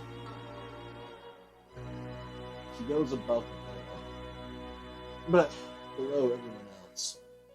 Because of the fact that Lysithea was the first person I married in 3 houses. Speaking of the person I was supposed to marry, Marianne von Edmund. Remember I mentioned during Haru's selection? That also voices. You may notice it too. They both sound the same. They sound the same thing about it. Marianne is shy, crestfallen, and depressed because of her crest. She thinks because of her crest that misfortune follows ones who care for her the most. Like her parents were killed, and she lives with her adopted father in Edmund territory. Because of the professor, she later on has a better. She feels better about herself in the war phase, and she smiles more in the war phase than she does in the beginning. She also loves animals. She has a horse friend named Dorothy, which also means a lot since one of Marianne's strengths in her classes, besides magic and swords, is mounted units like cavalry or Pegasus, or being a Pegasus knight, or dark flyer or falcon. Those are her specialties. But her main specialty is that she's an offensive fighter. Her best class, if you don't do matches to her, is Bishop or Holy Knight. If you're lucky. We're going to experiment like me, like I tried to do. To make her a trickster, a dancer. She has the best. Marianne's the best candidate. She's the best candidate for being a dancer in the Golden Beer Run because of her charm. Like Zelda, I'll think you'll see.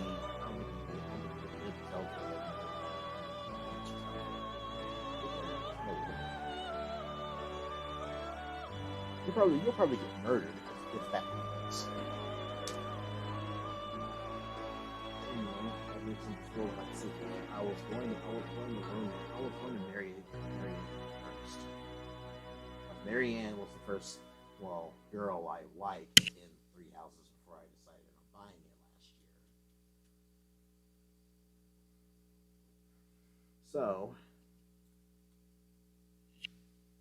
because of that, Marianne goes above Tokaha and Lysithea, but below Harder and Sucrose, because of the fact that Marianne and Violet were the reasons why I bought Three Houses in the first place. And then you got Maya Fey. Maya Fey is Phoenix Wright's assistant and Phoenix Ace attorney. She is from the Fey clan who practices spiritualism and other mysticism. She's a priest, essentially. She's a priest in training. And her sister Mia Fey was a defense attorney. She was a defense attorney before Phoenix was a defense attorney. But unfortunately,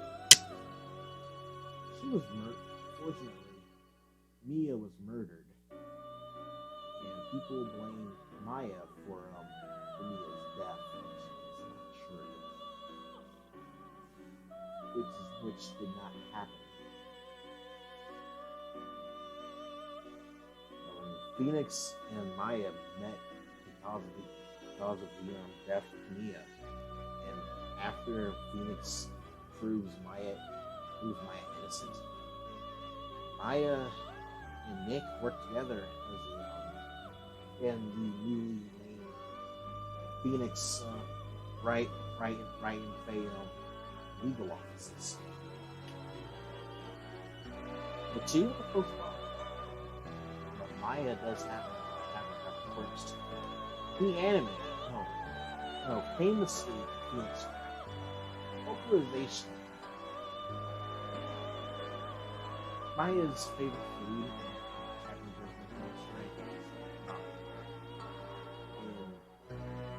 in English localization, right? Her favorite food is burgers. So if you watch the anime and you see her eating ramen while all the stuff else say it's burgers, then that's how it is. It's been like that since for the last 20 years. It's Phoenix Wright. It's essentially a gag. It's essentially a gag game. Also, she was in Marvel vs. Capcom 3 with Phoenix Wright. She's pretty good. She's better than Barbara, but not better than Tommy or Estelle.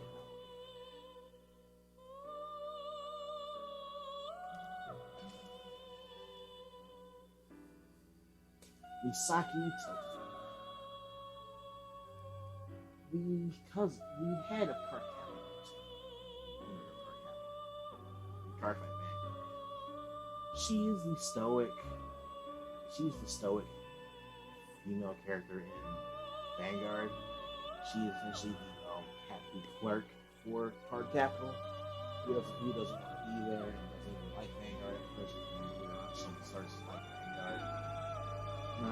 The deck she uses is Oracle Big Team, and she uses Genesis and other stuff. And she's more known for using Oracle Big Team. Like, she's the reason why Aichi was. She was the reason why Aichi started using Greek and Vanguard games. She even makes sporadic appearances in Vanguard G, series after the original Vanguard. She's essentially the head of Card Capital, while leaving her cousin Shini Monita in charge of Card Capital too. Lex Katz also.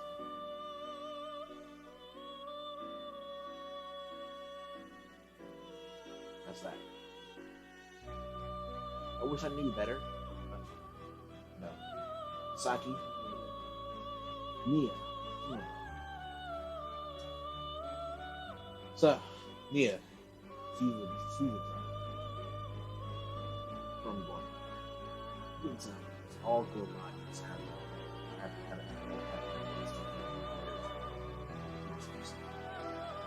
I'm just in Nia.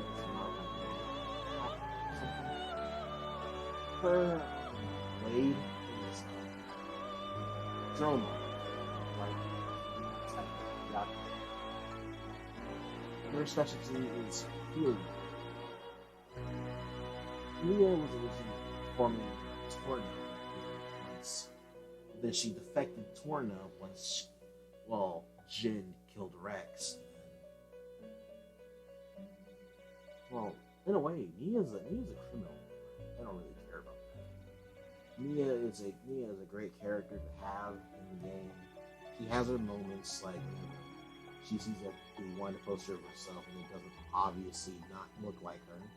She gets upset and starts ripping it apart. She even has her own cat tendencies whenever Rex gets on her and stuff. But in the long run, Nia has a crush on Rex. She loves him.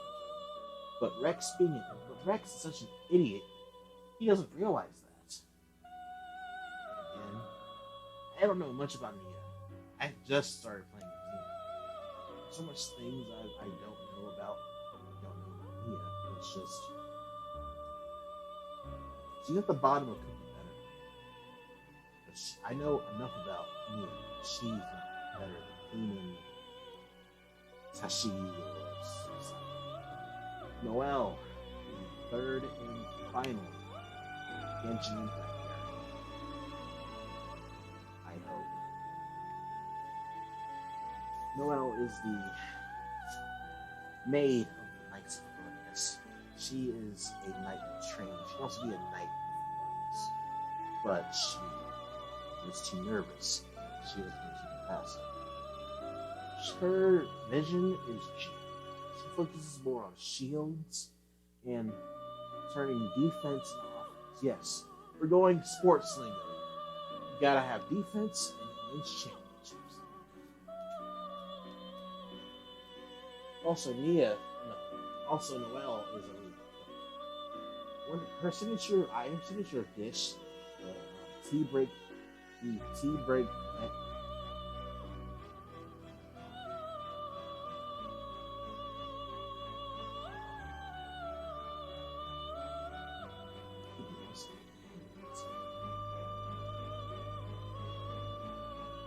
The lighter than air pancake, which is your specialty.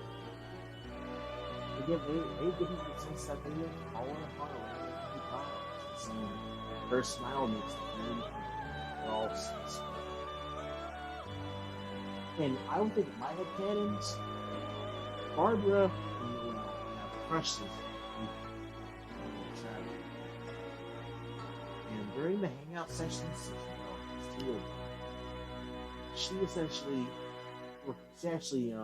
the traveler helps her become a knight.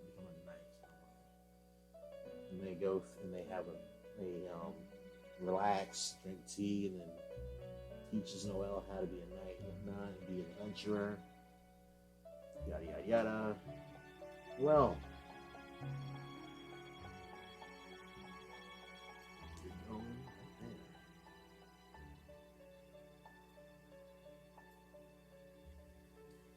You're good enough to be married, but you're not good enough for yes. Ochako Uraraka. Uravity. Work. Kansai accent. Broke. Leaves the air conditioner off.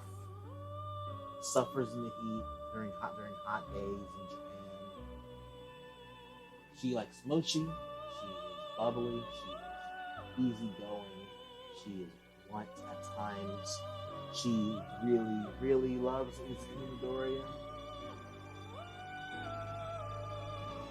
She gets teased by Nina and everyone else. And Ochako has can-do attitude. And she wants to. Her reason to be a hero is because she wants to make money so that her parents can live better lives. Yes, it isn't because she wants to save the world or anything. It's because she wants to make money for her family, for her parents to have a better life. It also is it's one of the top two pairings, one of the top two hetero pairings in My Hero Academia. Aside from one of the two main pairings in My Hero Academia. You got them, you got Bakugo, and Shaka. That one. Shota, Todoroki, Mina, and Kirishima, Kaminari and Jiro, Tokoyami.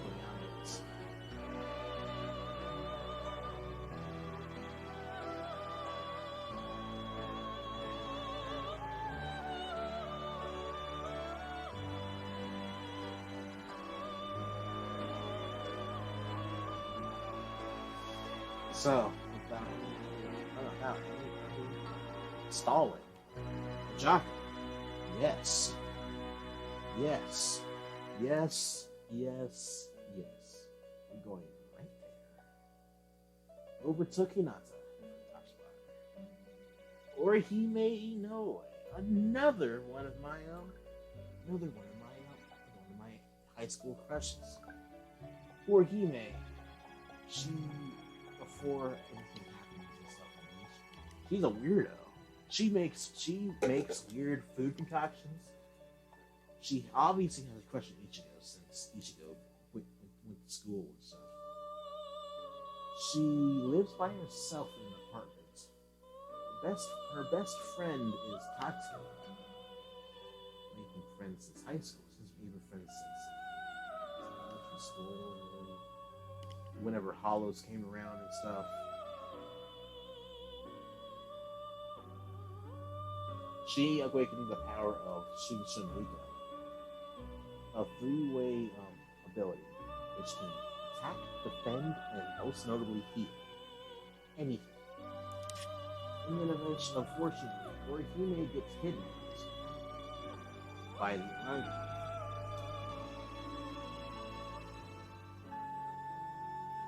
And she is forced to heal the slain arm of Grimjow. Well, was abused by Yukiora and the other arm. Ichigo goes in to save her, defeating Yukiora and Grimjow, respectively, to get them back. At the end, Ichigo specifically asked for Orihime to be in his corner when he fought the Soul King faction in the Blood Arc. And then later on, the end of Bleach, the two married and have a son together because of Kurosaki. Orihime was always there for Ichigo, even when Ichigo wanted to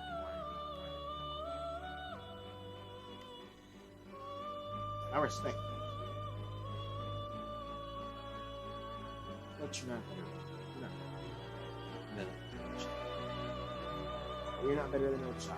Come on, there's no one is certain. Ochako is obviously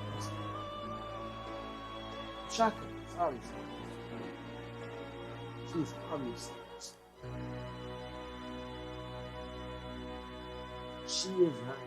she's not going anywhere. Cursor, go.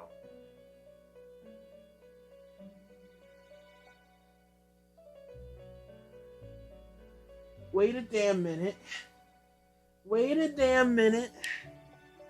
That's 3 characters ahead. Futaba on. Shit. Okay, on. I mean, On and Futaba all belong on that tier. They're put there immaturely.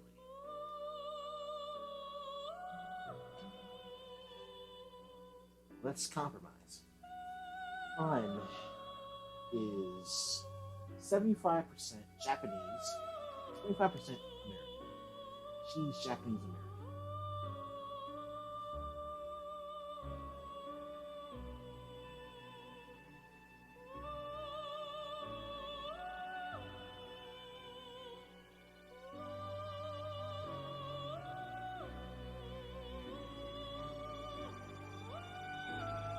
And her persona is Carmen.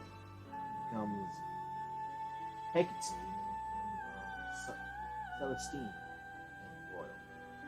She is the lover's and in Persona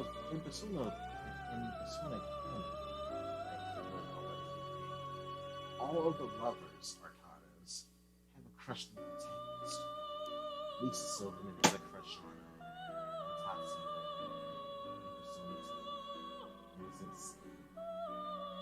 Yukari has a crush on the Yuki in Persona 3. Rise obviously has a crush on Yukari. But that's the thing in Persona. The cliche is there. You also have Oda, who has a crush on Joker as well. But, well, the whole main thing is that Persona, every time everything's right beginning, the first person you meet in Persona is love. And Breeze came in essence, same space it was Lisa. Breeze case or Lisa on promotion 5. Also, odd is the first way to love romance in Persona 5. So yeah, we'll leave. Futaba, she's the hermit. Her persona is an Necronomicon. Then it becomes Prometheus. Originally, Futaba was not meant to have orange hair. She was meant to have black hair with a dog emo. So yeah. Futaba. She is known as a genius hacker. Well, in other people's fantasies, in the Twitter community, she's called a gremlin. But I don't understand why they call her a gremlin. She's a really good girl. Waifus.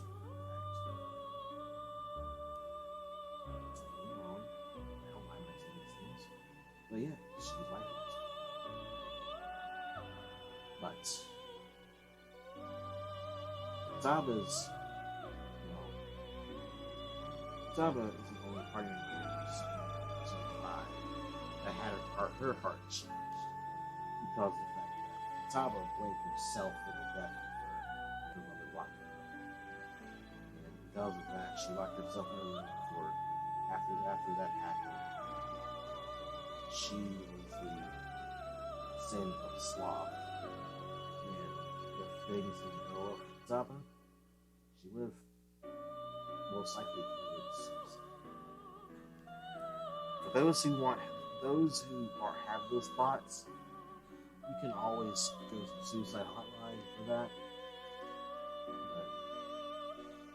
But it's always there for you. Taba, luckily, she was saved from the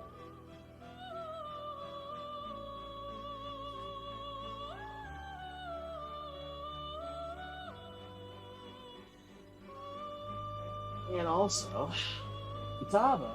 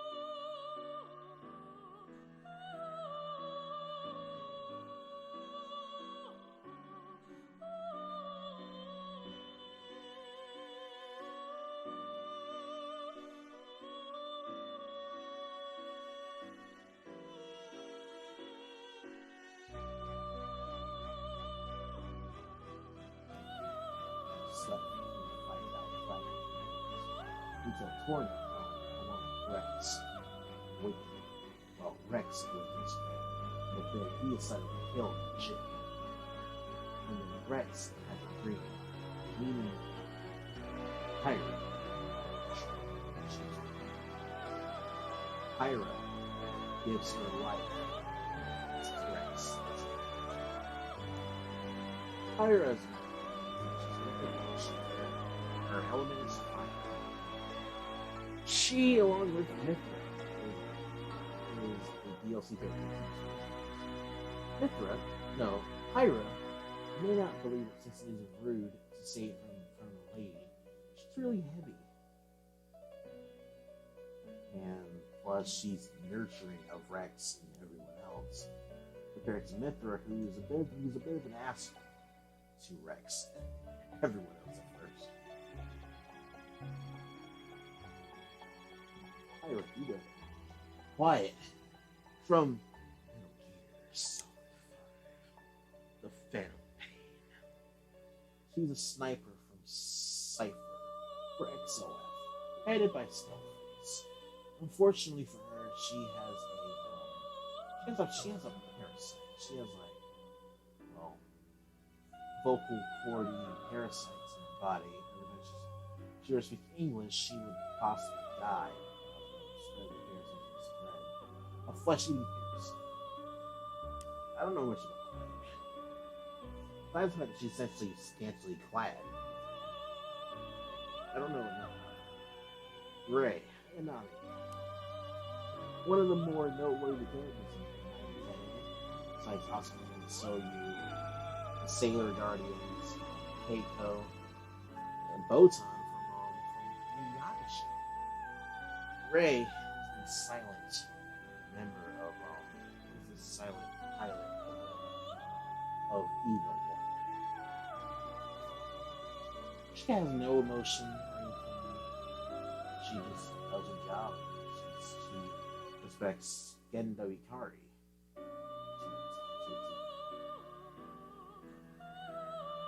But all things are said. Ray is really a clone of Gendo's dead wife and Shinji's mother. That's why people mention that Ray looks a lot like Shinji's mother.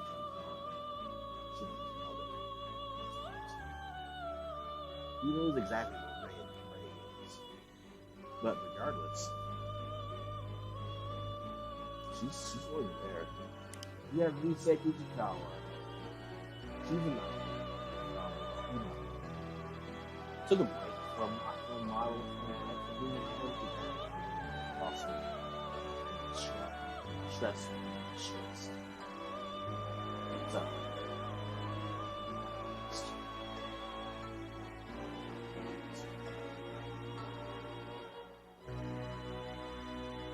So I use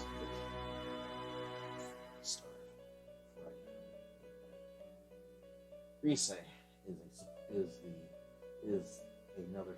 She is the lover's arcana. Judging by all the lovers arcanas in the past, she has a crush on Naruto. A really big obsession. She has a big issue with finding out who she really is between Rise Fujikawa and Lisette. During her downtime in Inaba, she works at her grandmother's tofu stand in Inaba. And she can be a bit childish, and like with every other Persona 4 girl, besides Naruto, since Naruto mentioned a recipe, a cookbook. Everything that Rise cooks is extremely spicy. Maybe her and Barbara would get along. Speaking of that, there you go. Melanie from Pokemon Sword and Shield. Melanie is essentially your MILF type character. But in Pokemon, that's gym leaders and carriers are usually 10-year-olds and teenagers. Nope, not Melanie. She's a MILF. She uses ice cycles, not in her main Pokemon or Rose. The choice is in Dynamax Lapras. Her gym is in Sir Chester's City. She's pretty good, but can be better. But yeah, due to the fact that cropping is a thing, that's Melanie. Jericho. Oh my God, she's from Seven Deadly Sins. She masqueraded as a man, and after fighting Bond and getting out of prison, she taking her clothes. She was either a girl, either a woman. So she's a tomboy. Kagura. Gintama. She's from the Yato clan. Yato is essentially like vampires in a way. They are strong. They are strong. Eat lots of food, but they can't handle the sun. That's why I don't think Kagura essentially works for odd jobs. Big techniques. She had a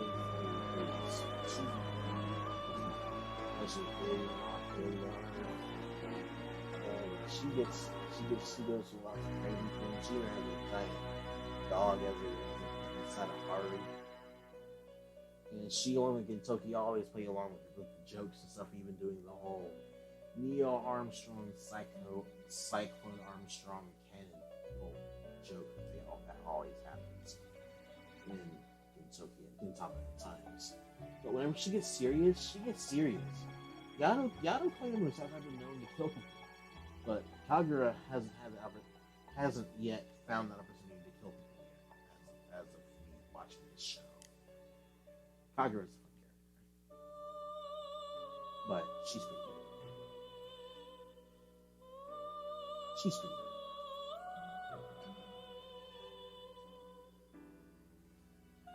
Not yet, Snake.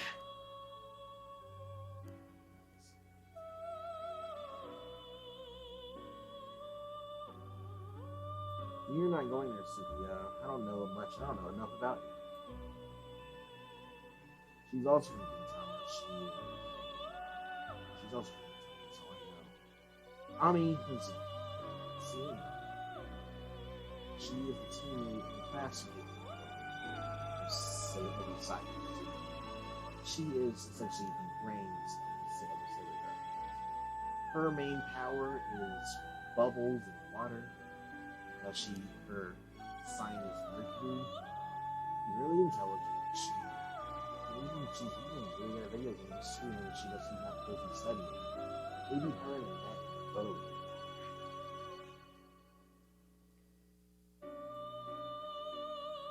Yeah. Go there, please. Megumi Okura. She is from the Hardfight Vanguard Overdress. She's a user of the Sochia.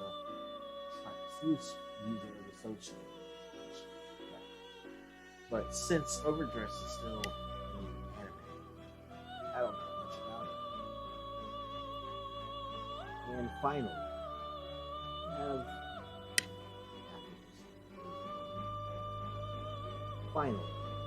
after all the times, we have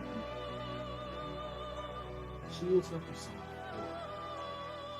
In her persona is Konohana Saki. She is the priestess. She is the acting for black. A long time.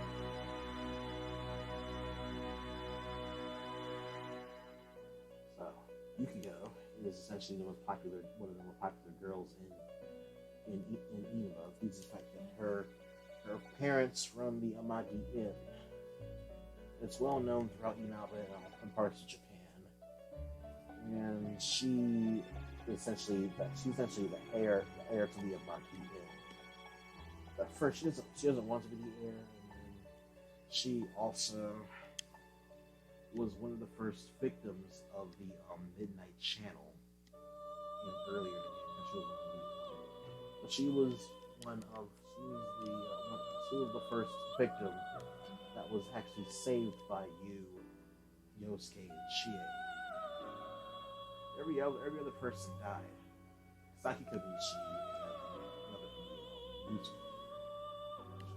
Bruce later finding out that Adachi was the one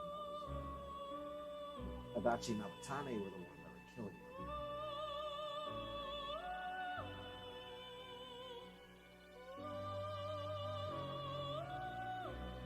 Yukiko. It's canonically thought of that Yukiko has a crush on him. Not as big as one has, but in most canon things, people like you with Yukiko.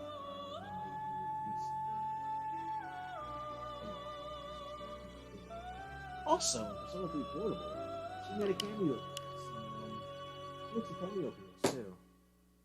In her last year of middle school.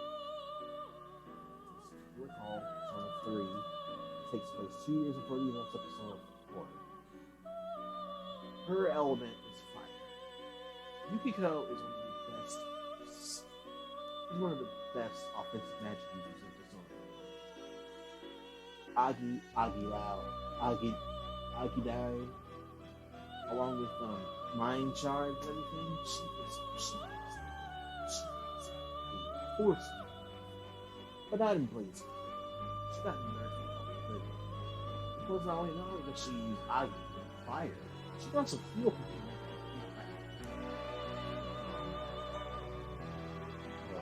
She can use that as well.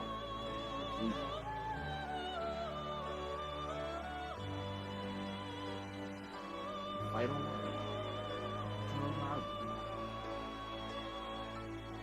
Please.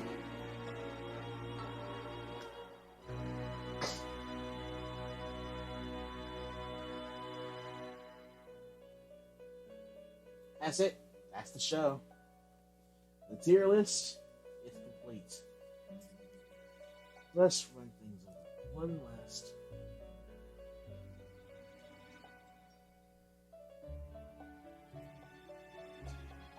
Let's go over things one last time. This is your yes. Uraraka Orihime on Hinata Rika, Megami, Haru, Futaba, Sucrose, Marianne, Tokaha by Cynthia McClellan. Please Marry Me belongs to Noel, Fuka, Melia, Nadaka, Sailor Mercury, Momo, Ray, Annette, Taya, Bernie, Byleth, Misaki, Pyra, and Yukiko. She's pretty good, those two. Aoi, Estelle, Komi, Maya, Barbara, Reese, Celica, Ingrid, Hinoka, Robin, Shiaki, and Kyra. Could be better, those two. Usagi, Shigi, Kuman, Ian, Melanie, and Jericho. I don't know enough about the Hiru, Quiet, Korin, Megumi, or Tsuki. That's the stream. I hope you guys can come back next time for me doing this. We can talk about something else. And remember, this list was made for fun. This is not meant to be taken seriously. I'll see you guys later. See ya. So that's the list. You all have a good night. As usual, Wayne Hendricks is up. Next time you can see me streaming again. Next time you play Dark Souls or Genshin Impact or Metal Gear or something like that. But who knows? Well. So, that's it.